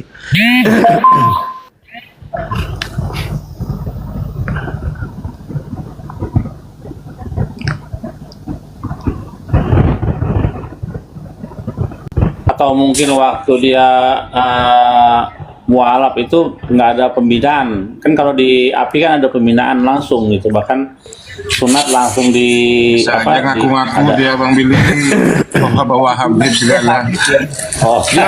Dia ngaku-ngaku nih Bang Billy, ngaku-ngaku dia. Ngaku-ngaku aja dia. Dia memerintahkan tidak bersunat. Nah, doang setelah syahadat itu ya mesti prosesinya keesokan harinya ya mesti sunat. Tinggal di Subang. Untuk melaksanakan sholat kan gitu kewajiban. Ada RT RW. Sampai sekarang belum sunat, ngadi-ngadi kau. Apa KTP-nya masih Kristen ya? Masih Kristen, belum Islam. Secara Ya berarti ya seorang ketika masuk Islam bersahadat itu diwajibkan bersunat. Apalagi kalau nggak ada perintah sunat dari Habibnya, berarti nipu nih Bang Billy. Enggak ini. Dengar kita saya nggak tadi. Abang makanya dengar dudung kita saya tadi kan saya dengar saya ucapkan saya dimualafkan oleh Habib, disaksikan di banget tanda kutip ya, bukan hanya oleh Habib saja, ada Ustadz saat itu teman saya. Nah, ada banyak yang menyaksikan. Terserah Anda ngaku boleh juga, seluruh dunia menyaksikan nggak masalah. Kalau pengakuan Anda aja. Itu dong Anda bertanya. Bang. Begitu. Kan saya bilang kalau nggak percaya rumah saya di Subang. Iya nggak apa-apa, Anda ngaku mu'alaf silakan. Anda mengaku mu'alaf silakan, tapi murtad kembali silakan. La ikraha fiddin, tidak ada paksaan dalam agama Islam itu nggak ada. Anda mau gonta-ganti murtad Muslim lagi, Islam lagi, murtad lagi, silakan aja. Kami hanya khawatir Anda pada saat Anda kufur itu Anda meninggal. Nah, silakan. Kalau Anda mau belajar, dalami Al-Quran silakan. Anda mau dalami Islam silakan. Iya loh Bang, saya kan udah dalami waktu itu kawan. Itu makanya saya bertanya sama Abang kan saya lihat lebih paham. Kenapa? Ya, coba saya tes ya. Kalau kamu udah dalamin sedikit aja Quran, surah di Al-Quran yang pertama surah apa? Saya Bang sudah tidak ingat lagi, bahkan saya tidak mau mengingat.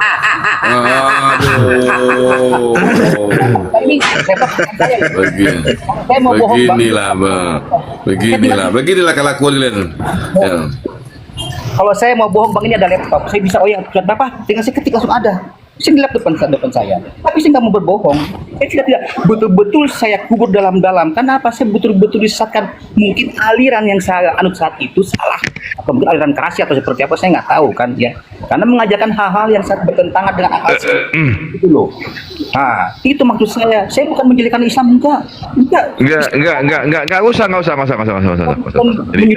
Jadi enggak apa. Gini aja. Bang Datuk, kita diskusi aja. Bang Datuk biar aja gini ya. Biarkan Bang silakan Dinda, silakan. Ya, silakan. Diambil alih dulu. Loh, Abang jangan pergi. Hah? Udah cukup, Saudara Yohanes sudah cukup. Silakan. Oh gitu. Nah, jadi gini, Brother Yohanes ya. Kita ini kan di ruang dialektika nih. Setiap omongan kita itu kalian boleh bebas. Bahkan saya juga bisa ngaku jadi istri Yesus loh di sini ya. Kalau nggak perlu pembuktian, buat apa kita bicarakan? Nah, ketika kamu mengaku sebagai seorang Muslim, ya dengarkan saya ya. Menjadi seorang Muslim, pernah menjadi seorang Muslim itu tidak akan pernah ada habis jejak-jejaknya. Kenapa? Anak kecil umur 3 tahun aja mampu melafazkan kalam-kalam ilahi, ya. Jadi mustahil kalau ada orang ngaku Islam, pernah jadi Islam terus bilang, "Oh, nggak tahu lagi ini dan itu." Itu mustahil banget ya. Nah, yang kedua, itu tidak menjadi poin kali ini. Yang menjadi poin adalah ketika Bang Zuma sudah menjelaskan kepada kamu semua bagaimana Bang Zuma bisa membuktikan bahwa kalian Kristen hanya pengikut iblis, bukan pengikut Yesus, tapi mengklaim pengikut Yesus. Itu yang perlu kita tanggapin. Bentar, tunggu dulu. Nah, kalau kamu ingin membahas bagaimana Islam ini betul-betul datang dari Tuhan, kami pun mampu membuktikan. Jadi kami umat Islam ketika berbicara, kami bisa membuktikan. Nah, dialektika inilah kita pembuktian. Bang Zuma dari tadi berbicara menggunakan data.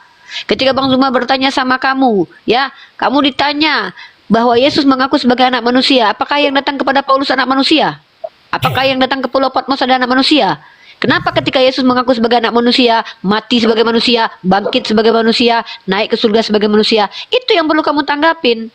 Ya, terserah kamu pernah kejawen kayak pernah apa kayak, oke lah, kami nggak peduli. Sekarang itu yang kamu perlu tanggapi. Buktikan imanmu adalah iman yang benar dengan menunjukkan bahwa apa yang kau imani di Kristen, doktrin tentang juru selamat adalah Yesus, dosa waris, itu betul-betul ada validasinya di kitabmu. Itu ya yang perlu kita buktikan di sini. Silakan. Kalau nggak tahu apa-apa tentang Kristen, mending bertanya saja sudah. Di sini ada orang Yahudi, ada Bang Billy. Kau mau bertanya tentang keyahudian, kau mau bertanya tentang Islam, silakan. Kayaknya sama kayak Bang Juma ya, terus nyerocos dengan komitmen sendiri, saya bingung gitu loh. Dia kan tidak tahu tentang Kristen, tidak tahu. Kalau kita di Komal gak mungkin pargoy, pasti bicara. Kan tadi. Masa mau Makanya saya pargoy? tahu bahwa di situ tidak ada ajaran bahwa di Al-Quran bahwa ada ajaran untuk kitaan. Kan begitu. Tentang surat apa tidak ada di Al-Quran. Siapa bilang? Jangan memfitnah kau nggak ada ajaran kitan. Kau tahu arti mila? Mila dalam bahasa Ibrani itu artinya dari kata mol itu kalau nggak salah itu. Artinya sunat. Oh, ku tabok kau nanti bilang di Al-Quran nggak ada ajaran kitan. Kau tanya Bang Billy itu. Bang Billy, arti mila apa Bang Billy? Umi, ayat berapa? Kalau kau tidak punya apa-apa, mending kau belajar sama Bang Billy, sama orang Islam. Bang Billy, arti mila apa Bang Billy? Jawab. Berit milah. Kalau nggak, Mengikuti Berit perjanjian, milas, ya. kitan. Mila, arti kitan, arti mila kitan. Di Al-Quran ada nggak kata mila? Ada. Kami diperintahkan mengikuti mila Abraham. Kau bilang nggak ada. Yang lucu itu kalian umat Kristen ngaku pengikut Yesus. Yesus sunat. Kenapa kau nggak sunat? Bang Zuma tadi menjelaskan semua kriteria nabi palsu. Kenapa nggak itu yang kau bahas? Malah di kemana-mana kau bilang aku. Iyalah aku sama-sama Bang Zuma sebab aku dan Bang Zuma satu. Apa kau? Nah, kan? Sekarang gini. Buktikan kalau ajaran Kristen itu benar sesuai dengan data di kitabmu. Ayo. Dong satu aja bertanya apa? Jangan terus menyerot. Yaudah, aku tanya udah. Adiknya Bang Zuma bertanya samamu ya. Kau ngomong sama Bang Zuma, nyungsep kau. Nah, Matius 23 nomor 15. Coba kau jawab itu. Siapa ahli Taurat, mengaku ahli Taurat dari sekte Parisi, penyesat yang membawa agama baru, bertentangan dengan agama Yahudi, bertentangan dengan agama nabi-nabi terdahulu, bertentangan dengan Yesus, yang mentaubatkan satu orang, kemudian yang tobat mengikuti agama tersebut menjadi penjahat sepanjang dunia, sejarah dunia. Coba sebutkan siapa namanya. Ini sebenarnya diskusi tentang ilmu sejarah atau apa? Ini kau nih. Ditanya pembuktian kitabmu dalam Matius 23 nomor 15. Kau baca kitabmu dulu, brother. Matius 23 nomor 15, baca itu. Itu korelasinya tadi yang dijelaskan Bang Zuma tadi itu. Kalau aku membuktikan aja kalau kitabmu banyak dustanya. Matius, Lukas, banyak bohongnya itu. Coba tunjukkan. Matius 23 nomor 16 siapa? Nomor 15. 15. Biar aku belajar samamu ya. Dan orang-orang Farisi, hai kamu orang-orang yang munafik sebab kamu mengarungi lautan dan menjelajahi daratan untuk mentaubatkan satu orang saja menjadi pengalut agamamu, dan sesudah ia bertobat kamu menjadikan dia orang neraka. Nah, yang dua kali lebih bijak daripada kamu sendiri. Oke? Lu coba bacakan. Terus siapa dia itu? Siapa satu tokoh yang menjadi tokoh agama tertentu ya, dan menjadi mentaubatkan orang-orang menurut agama dia, lalu menjadikan orang-orang yang ikut agamanya menjadi manusia-manusia terkeji sepanjang bumi. Coba jawab siapa mereka? Karena aku mau kasih kau siapa mereka biar aku tunjukkan. Harus sesuai dengan kata-katanya, jangan ada keji siapa di sini karena nggak ada. Ya kan dikatakan di situ lebih jahat daripada Paulus. Paulus menghabisi nyawa Stefanus. Maka orang-orang ini yang bertaubat ini adalah orang yang menghabisi nyawa orang lain karena berbeda keyakinan dengan dia. Coba tunjukkan siapa, mana agama itu? Coba. Selain Kristen mana? Aku bisa tunjukkan kalau itu agama Kristen. Kau bisa nggak tunjukkan kalau agama itu agama Yahudi atau Islam? Tunjukkan ada orang Yahudi yang menyebarkan agamanya, kemudian mentaubatkan orang lain, lalu orang yang ikut agama Yahudi itu menjadi orang yang terjahat di muka bumi. Coba tunjukkan secara sejarah. Kalau enggak Islam atau Hindu, Buddha, coba tunjukkan. Pakai data. Kalau enggak berarti Tuhanmu berbohong. Kalau tidak ada terbukti ada manusia yang mengajarkan agama baru, yang mana pengikutnya adalah orang-orang terjahat sepanjang sejarah, maka berarti Tuhanmu berbohong. Atau tunjukkan ada nggak orang Yahudi pernah mengajarkan agamanya ke menyeberang lautan, mentaubatkan orang lain. Agama Yahudi ini adalah agama eksklusif. Ya, coba. Udah. Mereka bukan termasuk agama Syiar. Coba, mana? Coba kan satu orang saja. Nggak bisa, nggak mampu. Ya sudah, kalau nggak mampu biar sini aku bantu kau. Nih, Bang ya. Aku mau buka data. Ya, nih. Aduh, ternyata aku belum bisa buka cam ini ya. Turun dulu deh. Turun dulu, aku naik lagi ya. Siap, turun dulu. Tanya dulu. Aduh, kalah berarti. Turun dulu dia karena dia tadi apa namanya followernya nggak sampai 700. Aduh, kau inilah.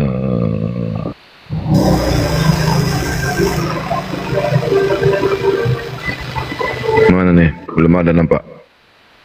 Belum ada ini. Ada.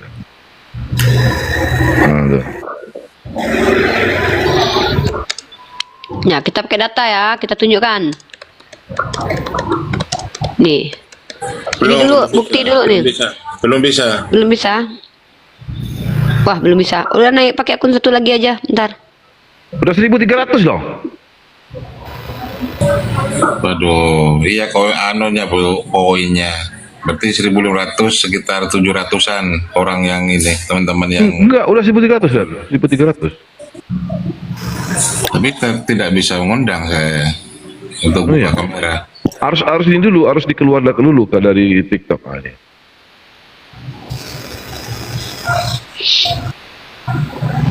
Oke, saya pakai data ya. Ini sekarang kita masa fase pembuktian. Bang Zuma tadi mengajarkan kamu, Yohanes, menggunakan ayat.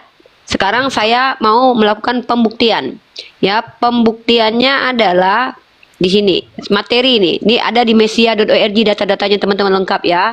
Judulnya adalah Nabi Palsu menurut Bible. Mari kita buka di sini ya. Ini biar Bang Billy tahu nih, Bang Billy nonton nih, Bang Billy nih keren nih, Bang Billy nih. Biar Bang Billy tahu nih gimana peradaban ya. Ini sejarah juga masuk di sini teman-teman. Matius 23 nomor 15. Di sini bicara tentang ada ahli Taurat dari sekte Farisi yang mana orang ini mengarungi lautan, menjelajah, membawa agamanya sendiri, mentobatkan satu orang menjadi penganut agamanya. Kemudian penganut agama ini menjadi orang dari neraka, orang neraka yang kelakuannya jahat dua kali daripada dia sendiri ya. Pertanyaannya itu muncul, siapa ahli Taurat dari sekte Farisi yang mengajarkan agama ke seluruh alam, kemudian agamanya diikuti oleh banyak orang, kemudian pengikutnya menjadi orang-orang terjahat? Adakah orang Yahudi mengajarkan agamanya melewati samudra? Yahudi itu agama eksklusif. Maka mari kita lihat. Pertama, ini hanya Pauluslah satu-satunya orang yang mengaku pengikut Yesus dari sekte Farisi yang membawa agama Kristen, karena memang Kristen itu muncul dari tangan Paulus ya. Nah, dan Paulus adalah tokoh pertama yang mengajarkan ini, ada di Kisah Para Rasul pasal 11 nomor 25. Kemudian Paulus juga yang mengajarkan Kristen keluar dari Israel, mengaku dia rasul untuk orang di luar Israel, sementara Taurat itu adalah milik Yakub, milik orang Israel. Taurat justru dibatalkan untuk orang di luar Israel. Loh, baru aja pembuktian nih. Kita pembuktian langsung aja nih yang buat yang nonton nih. Mari kita lihat agama mana yang kelakuannya bejat seluruh alam. Perhatikan. Inkuisisi Gereja Katolik selama 500 tahun ya, sampai sekitar abad ke-12. Ini yang ngelakuin kata Kristen lagi.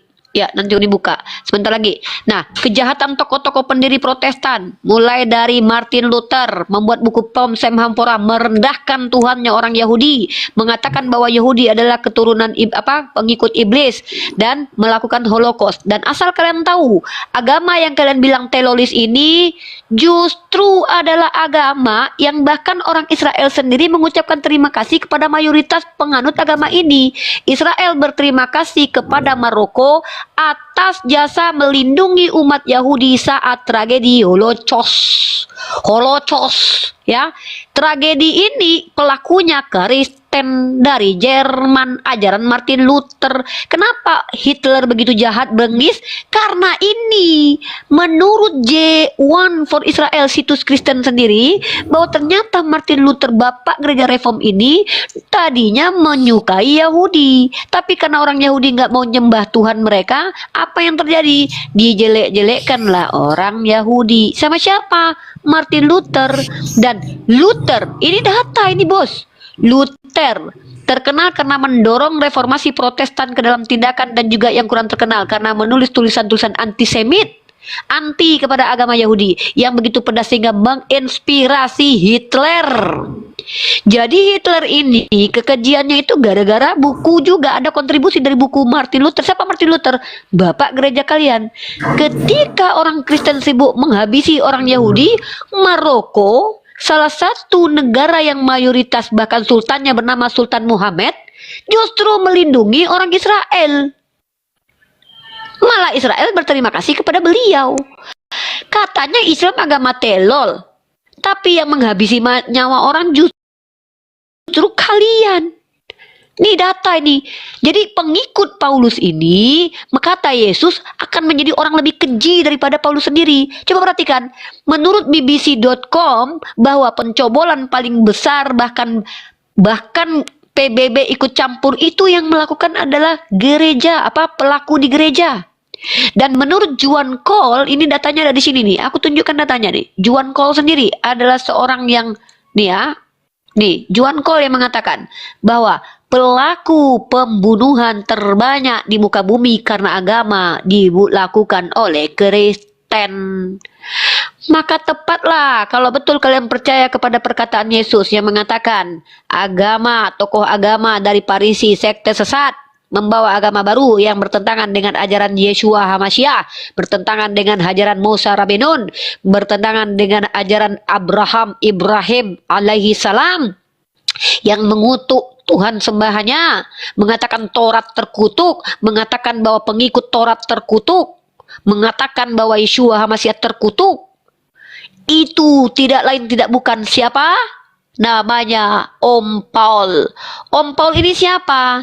Ternyata Om Paul ini adalah seorang penderita epilepsi yang mengaku bertemu dengan Tuhan karena dia adalah orang yang dikatakan Bang Zuma tadi sebagai penyesat nabi palsu. Dari mana saya tahu kalau dia epilepsi? Nih, menurut situs Jerman Epilepsium Museum, ya, dia adalah seorang penderita epilepsi. Makanya dulu penyakit epilepsi itu namanya adalah penyakit Santo Paulus. Saint Paul, ya. Di Irlandia kuno, di data kawan, epilepsi dikenal sebagai penyakit Santo Paulus, ya. Ini data dari Jerman Epilepsi Museum Cork, Museum Epilepsi dan Sejarah Epilepsi. Sejarah epilepsi. Kalian bersandar kepada perkataan orang yang sedang ayan mengaku bertemu Tuhan. Karena asal kalian tahu, ciri-ciri orang epilepsi adalah salah satunya adalah daya melihatnya itu bisa berkurang. Nah, itulah kenapa Epilepsi Museum ini mengatakan bahwa Paulus itu adalah seorang penderita epilepsi. Dan kalian percaya dengan perkataan dia ketika dia mengklaim bertemu dengan Tuhan. Padahal dia mengaku dalam dua hal yang berbeda. Kisah Para Rasul pasal 9, Kisah Para Rasul pasal 22. Dia satu ayat dikatakan, yang mengikuti aku mendengar suara. Di ayat lain dikatakan, yang mengikuti aku tidak mendengar tapi melihat. Inilah kalian, pengikut Paulus. Mungkin sekian itu dulu yang perlu saya sampaikan. Silakan lanjut Bang Zuma, mau buka puasa adik. Assalamualaikum. Oke, ya, kita sapa dulu. Inyong gimana Inyong? Inyong. Sore. Ya. Coba dulu Inyong. Coklat sama sore coklat. Coklat sama sore coklat. Coklat sama sore. Ya, silakan Inyong ditanggapi.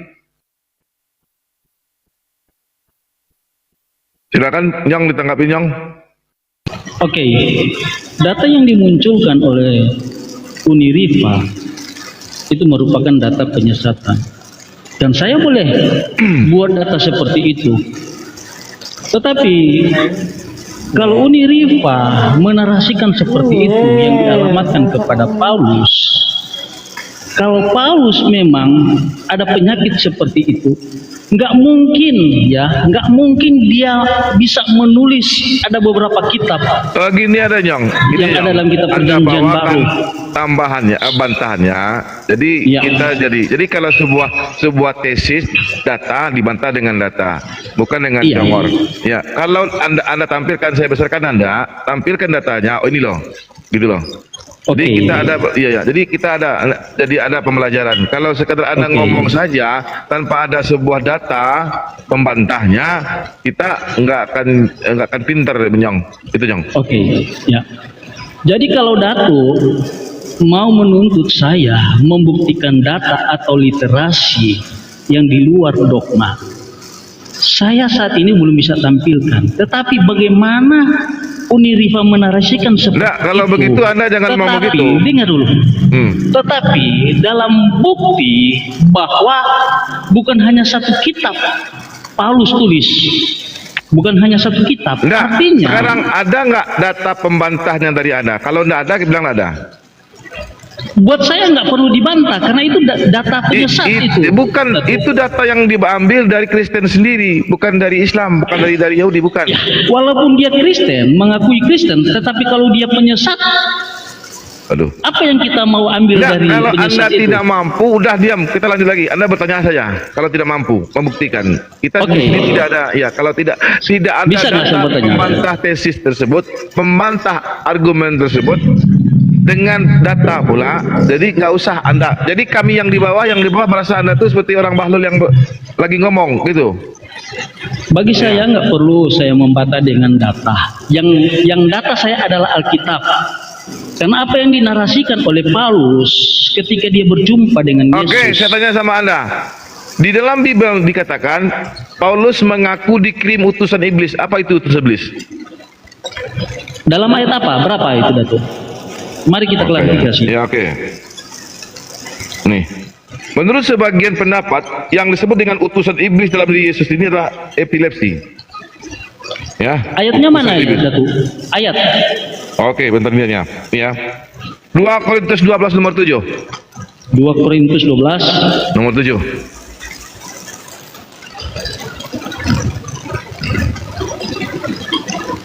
Ya, di sini dia berkata begini, Datuk.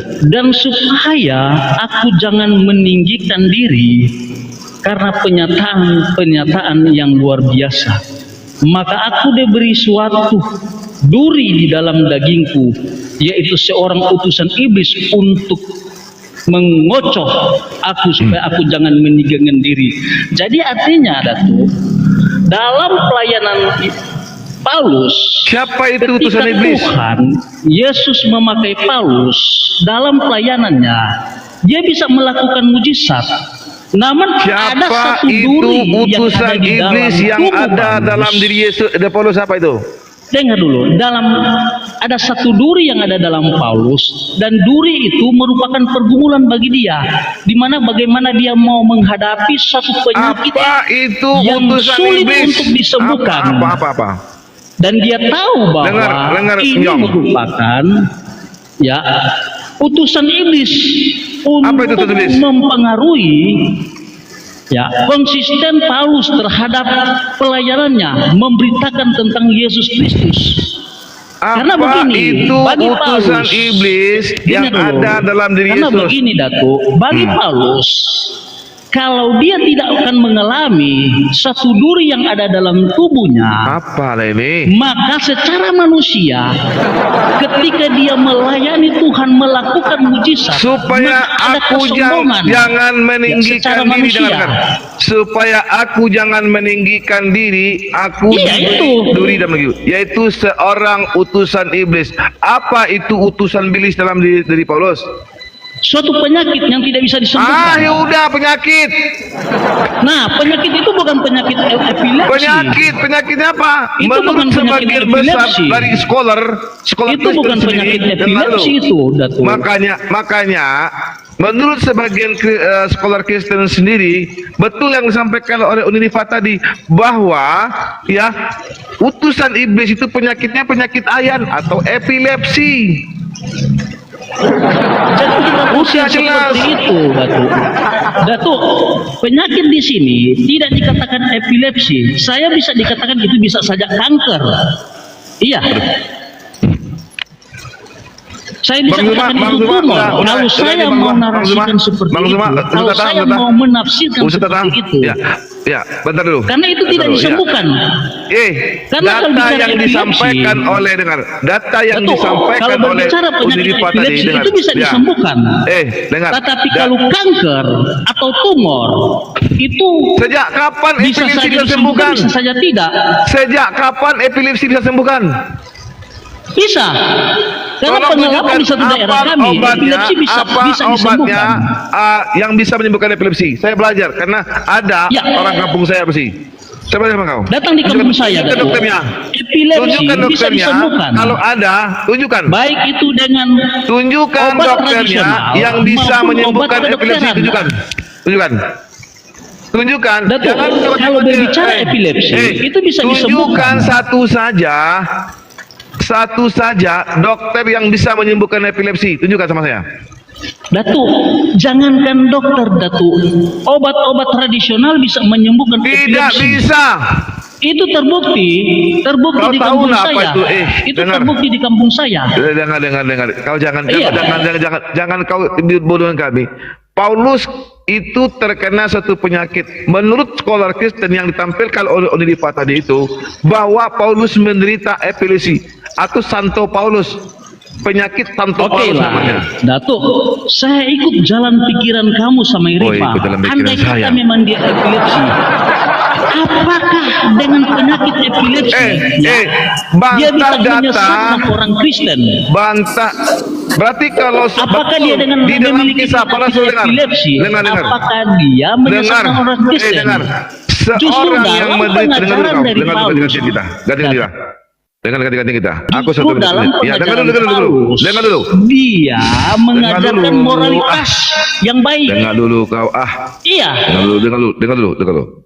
Menurut penelitian kedokteran, kalau di dengar ya, tempat lain seorang mengaku penderita sebagai epilepsi rasul, mengaku epilepsi sebagai tersebut, nabi, padahal Jadi, hidupnya tidak benar, dia agung-agung. dengar dulu kau. Apa yang dia buat setelah dia bertobat, setelah dia percaya? Jangan kejang-kejang. Penyakit epilepsi tersebut, dengar dulu kau. Ya, dengar dulu. Penyakit epilepsi tersebut, ketika dia akan pingsan, dia seakan-akan melihat sinar. Ya. Kenapa? Karena di sininya urat-urat sininya ada kesalahan di sininya. Makanya dia sering kejang. Itu namanya epilepsi. Tidak ada satupun, tidak ada satupun dokter yang bisa menyembuhkan penyakit epilepsi. Dengar ya, tidak ada satupun obat yang bisa menyembuhkan epilepsi. Makanya Paulus yang betul yang disampaikan oleh waduh. Kau nggak bisa diskusi ya? Ngomonglah kau dulu lah. Kau bawakan data mengenai tuduhan kau ke Nabi Muhammad, sebagaimana yang aku bawakan data bahwa Paulusmu diberikan seorang utusan iblis, juga. Itu sebabnya saya katakan tadi bahwa duri yang ada dalam tubuh dari Rasul Paulus, jangan kamu menarasikan, mentafsirkan bahwa itu penyakit epilepsi. Kalau data yang dibuktikan oleh Unirifa tadi, itu data yang boleh dikatakan data penyesatan. Kenapa saya katakan begitu? Karena data itu langsung menyimpulkan bahwa Paulus mengalami penyakit epilepsi. Tetapi saya setuju. Saya setuju jalan pikiranmu. Tetapi apakah dengan orang epilepsi dia bisa mengajarkan penyesatan? Tapi bukti-bukti dalam Alkitab, ya, mulai dari dalam kisah para rasul. Dengar. Diam.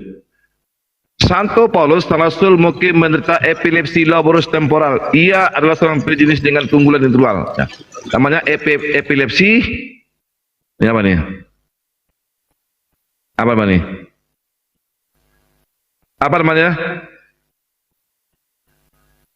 namanya? Itu kan data penyesatan. Saya bisa membuat silakan Bang, silakan. Data seperti itu, Datuk. Kalau Alkitab, Alkitab mencatat. Kami tidak mau dengarkan anak. Kalau Alkitab mencatat seperti itu, mengapa kami harus menolak? Kalau itu memang bukti dalam Alkitab, tetapi ini tidak kan? Itu data dari tempat yang lain. Data penyesatan. Andai kata Datuk, kalau Al-Quran saya mengukur dengan hal seperti Jangan kau cocok-cocok aja tadi. Enggak ada data, enggak ada listnya. Ya. Ini kita ya. Ini kita bukan tadi epilepsi museum. Ini epilepsi museum. Ini kita ya. Santo Paulus kita ya. Ini bukan data yang kamu tampilkan. Saya anggap itu data sampah itu, Datuk. Ya, kalau data sampah bantah. Jangan kita di sini intelektual, bukan masalah congol-congolan. Ya, Santo Paulus ya meninggal sekitar 64 di Roma. Di Irlandia kuno, epilepsi dikenal sebagai penyakit Santo Paulus. Nih baca nih. Jadi di Irlandia itu ada namanya ini nih. Penyakit epilepsi itu dia harus bercokol di dalam daging dari Paulus. Sampai Kalau itu mati memang pun epilepsi. penyakit epilepsi itu tidak akan pernah hilang. Iya, epilepsi kan itu masalah saraf yang menjadi kekeliruan dalam kehidupan manusia. Kita baca ya. Nih, lihat ya. Tetapi Di kalau itu Irlandia kuno, epilepsi, di sini iya, dikatakan dalam 2 Korintus 12 ya. Apalah kau ini? Nih kita lihat. Kau diam dulu. Dagingku. Kau diam dulu. Masalahnya di dalam daging. Epilepsi kau diam itu dulu. dia bereaksi di dalam daging dari Ya, coba ya. Di Irlandia kuno, epilepsi dikenal sebagai penyakit Santo Paulus. Namun nama tersebut merujuk pada anggapan yang sudah ada sejak berabad lalu bahwa Rasul Paulus menderita epilepsi. Untuk mendukung pandangan ini, orang-orang biasanya merujuk pada pengalaman Santo Paulus berjalan menuju Damaskus. Ini kisah para Rasul 2 nomor 9. Kisah para Rasul 9 nomor 7 dan kisah para Rasul 22 nomor 9 yang dilaporkan dalam kisah para Rasul Perjanjian Baru kisah para Rasul 9:39 di mana Paulus atau Paulus sebagaimana ia dikenal sebelum bertobatnya ke Kristen ya dilaporkan mengalami kejang-kejang yang mirip dengan serangan epilepsi. Tiba-tiba cahaya dari langit bersinar kelilingnya. Ia jatuh ke tanah dan mendengar suara yang berkata kepadanya, "Saulus, Saulus, mengapa engkau menghina aku?" Saulus bangkit, ya. Jatuhnya Saulus secara tiba-tiba. Apa kau? Ya, jatuh Paulus itu kenapa?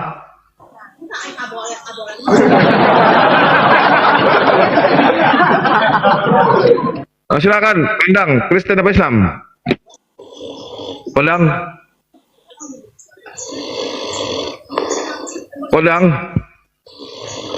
Aduh, ada yang tidur ini. Ada. Iya. Iya karena dia ayat jatuh. Masa tiba-tiba jatuh saja? Nggak mungkin lah tiba-tiba jatuh saja dia. Ya. Rasmi, selamat sore Rasmi. Sore. Iya. Berarti Paulusmu menderita penyakit epilepsi ya? Di mana ayat di Alkitab mengatakan Paulus menderita epilepsi? 2 Korintus 12 nomor 7. Atau Anda oke, saya buka dulu Matius. Oke, izin dulu bentar ya. Matius 20 ayat 18 sampai 19. Ayat 18 saja ya. Saya baca. Sekarang ketika kita pergi ke Yerusalem dan anak manusia akan diserahkan kepada imam-imam kepala dan ahli-ahli Taurat dan mereka akan menjatuhi dia hukuman mati.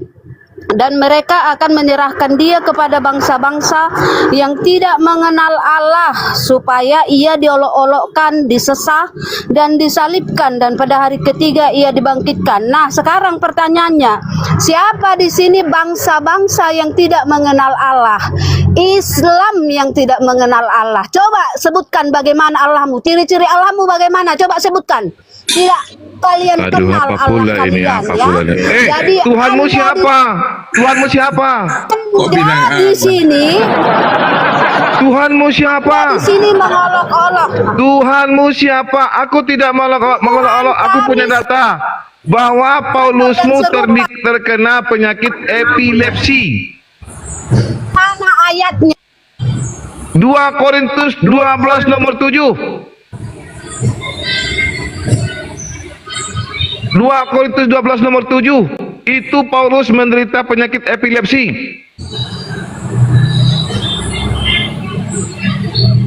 Temanmu tadi sudah mengaku Yesus itu menderita penyakit epilepsi. 2 Korintus berapa? 12 nomor 7. 2 Korintus 12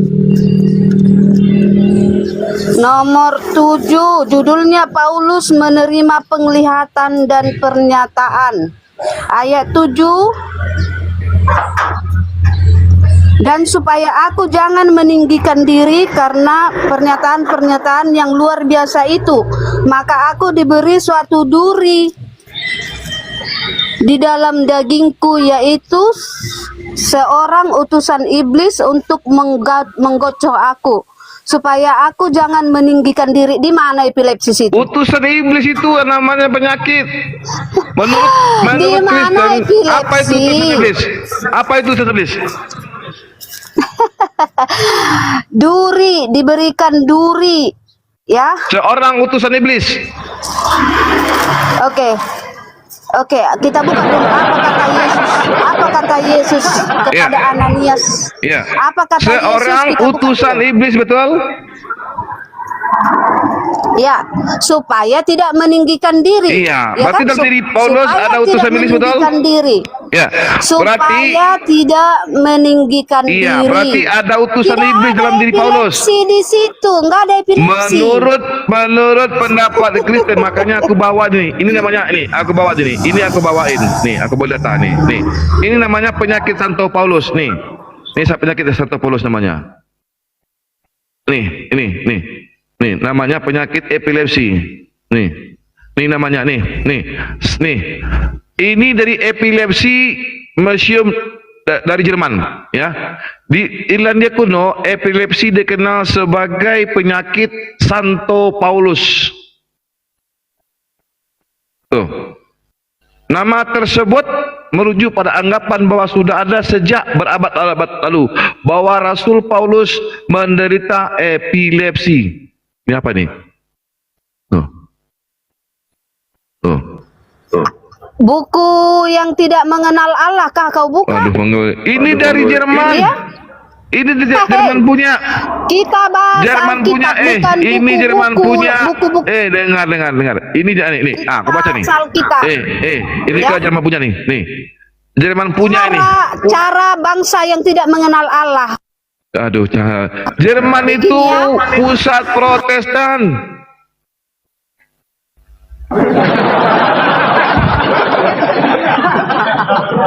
Ini apa nih? Nih, ya. German Epilepsy Museums. Ya, for Epilepsy and History of Epilepsy. Apa lagi? Apakah Paulus Jerman? Kau buka. Jerman epilepsi kau buka. Hai. Kenapa lah kau ini? Kenapa kau ini? Paulus seorang Farisi buka Jerman epilepsi. Yang menerbitkan tentang apa namanya? Tentang epilepsi tersebut, ya, pusat studi dari Jerman, ya. Pusat studi dari Jerman.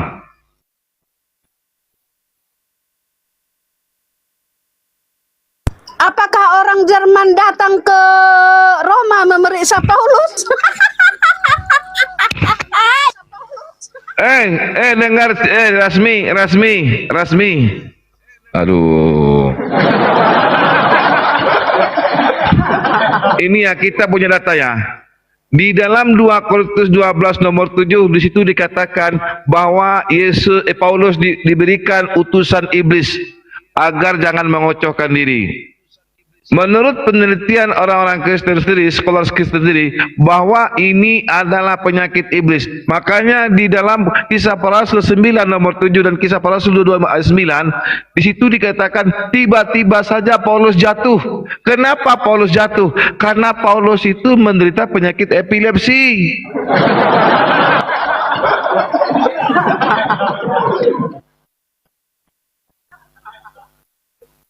Iya. Betul kan Bang Mili? Iya. Betul kan Bang Mili? Itu sama dengan itu pemimpin Advent tuh Ellen G. White juga begitu. Ellen G. White juga sama, dia epilepsi juga, dapat penglihatan habis itu. Oh, jadi rasulnya Kristen, rasulnya Advent itu penyakit epilepsi semua. Ya begitu. Jadi Kristen percaya dengan orang ayan. Nah, demikian tadi kaum muslimin yang dimana perdebatan itu ya Kristen ini kalau yang tidak pandai berdebat ya hanya bisa marah-marah saja.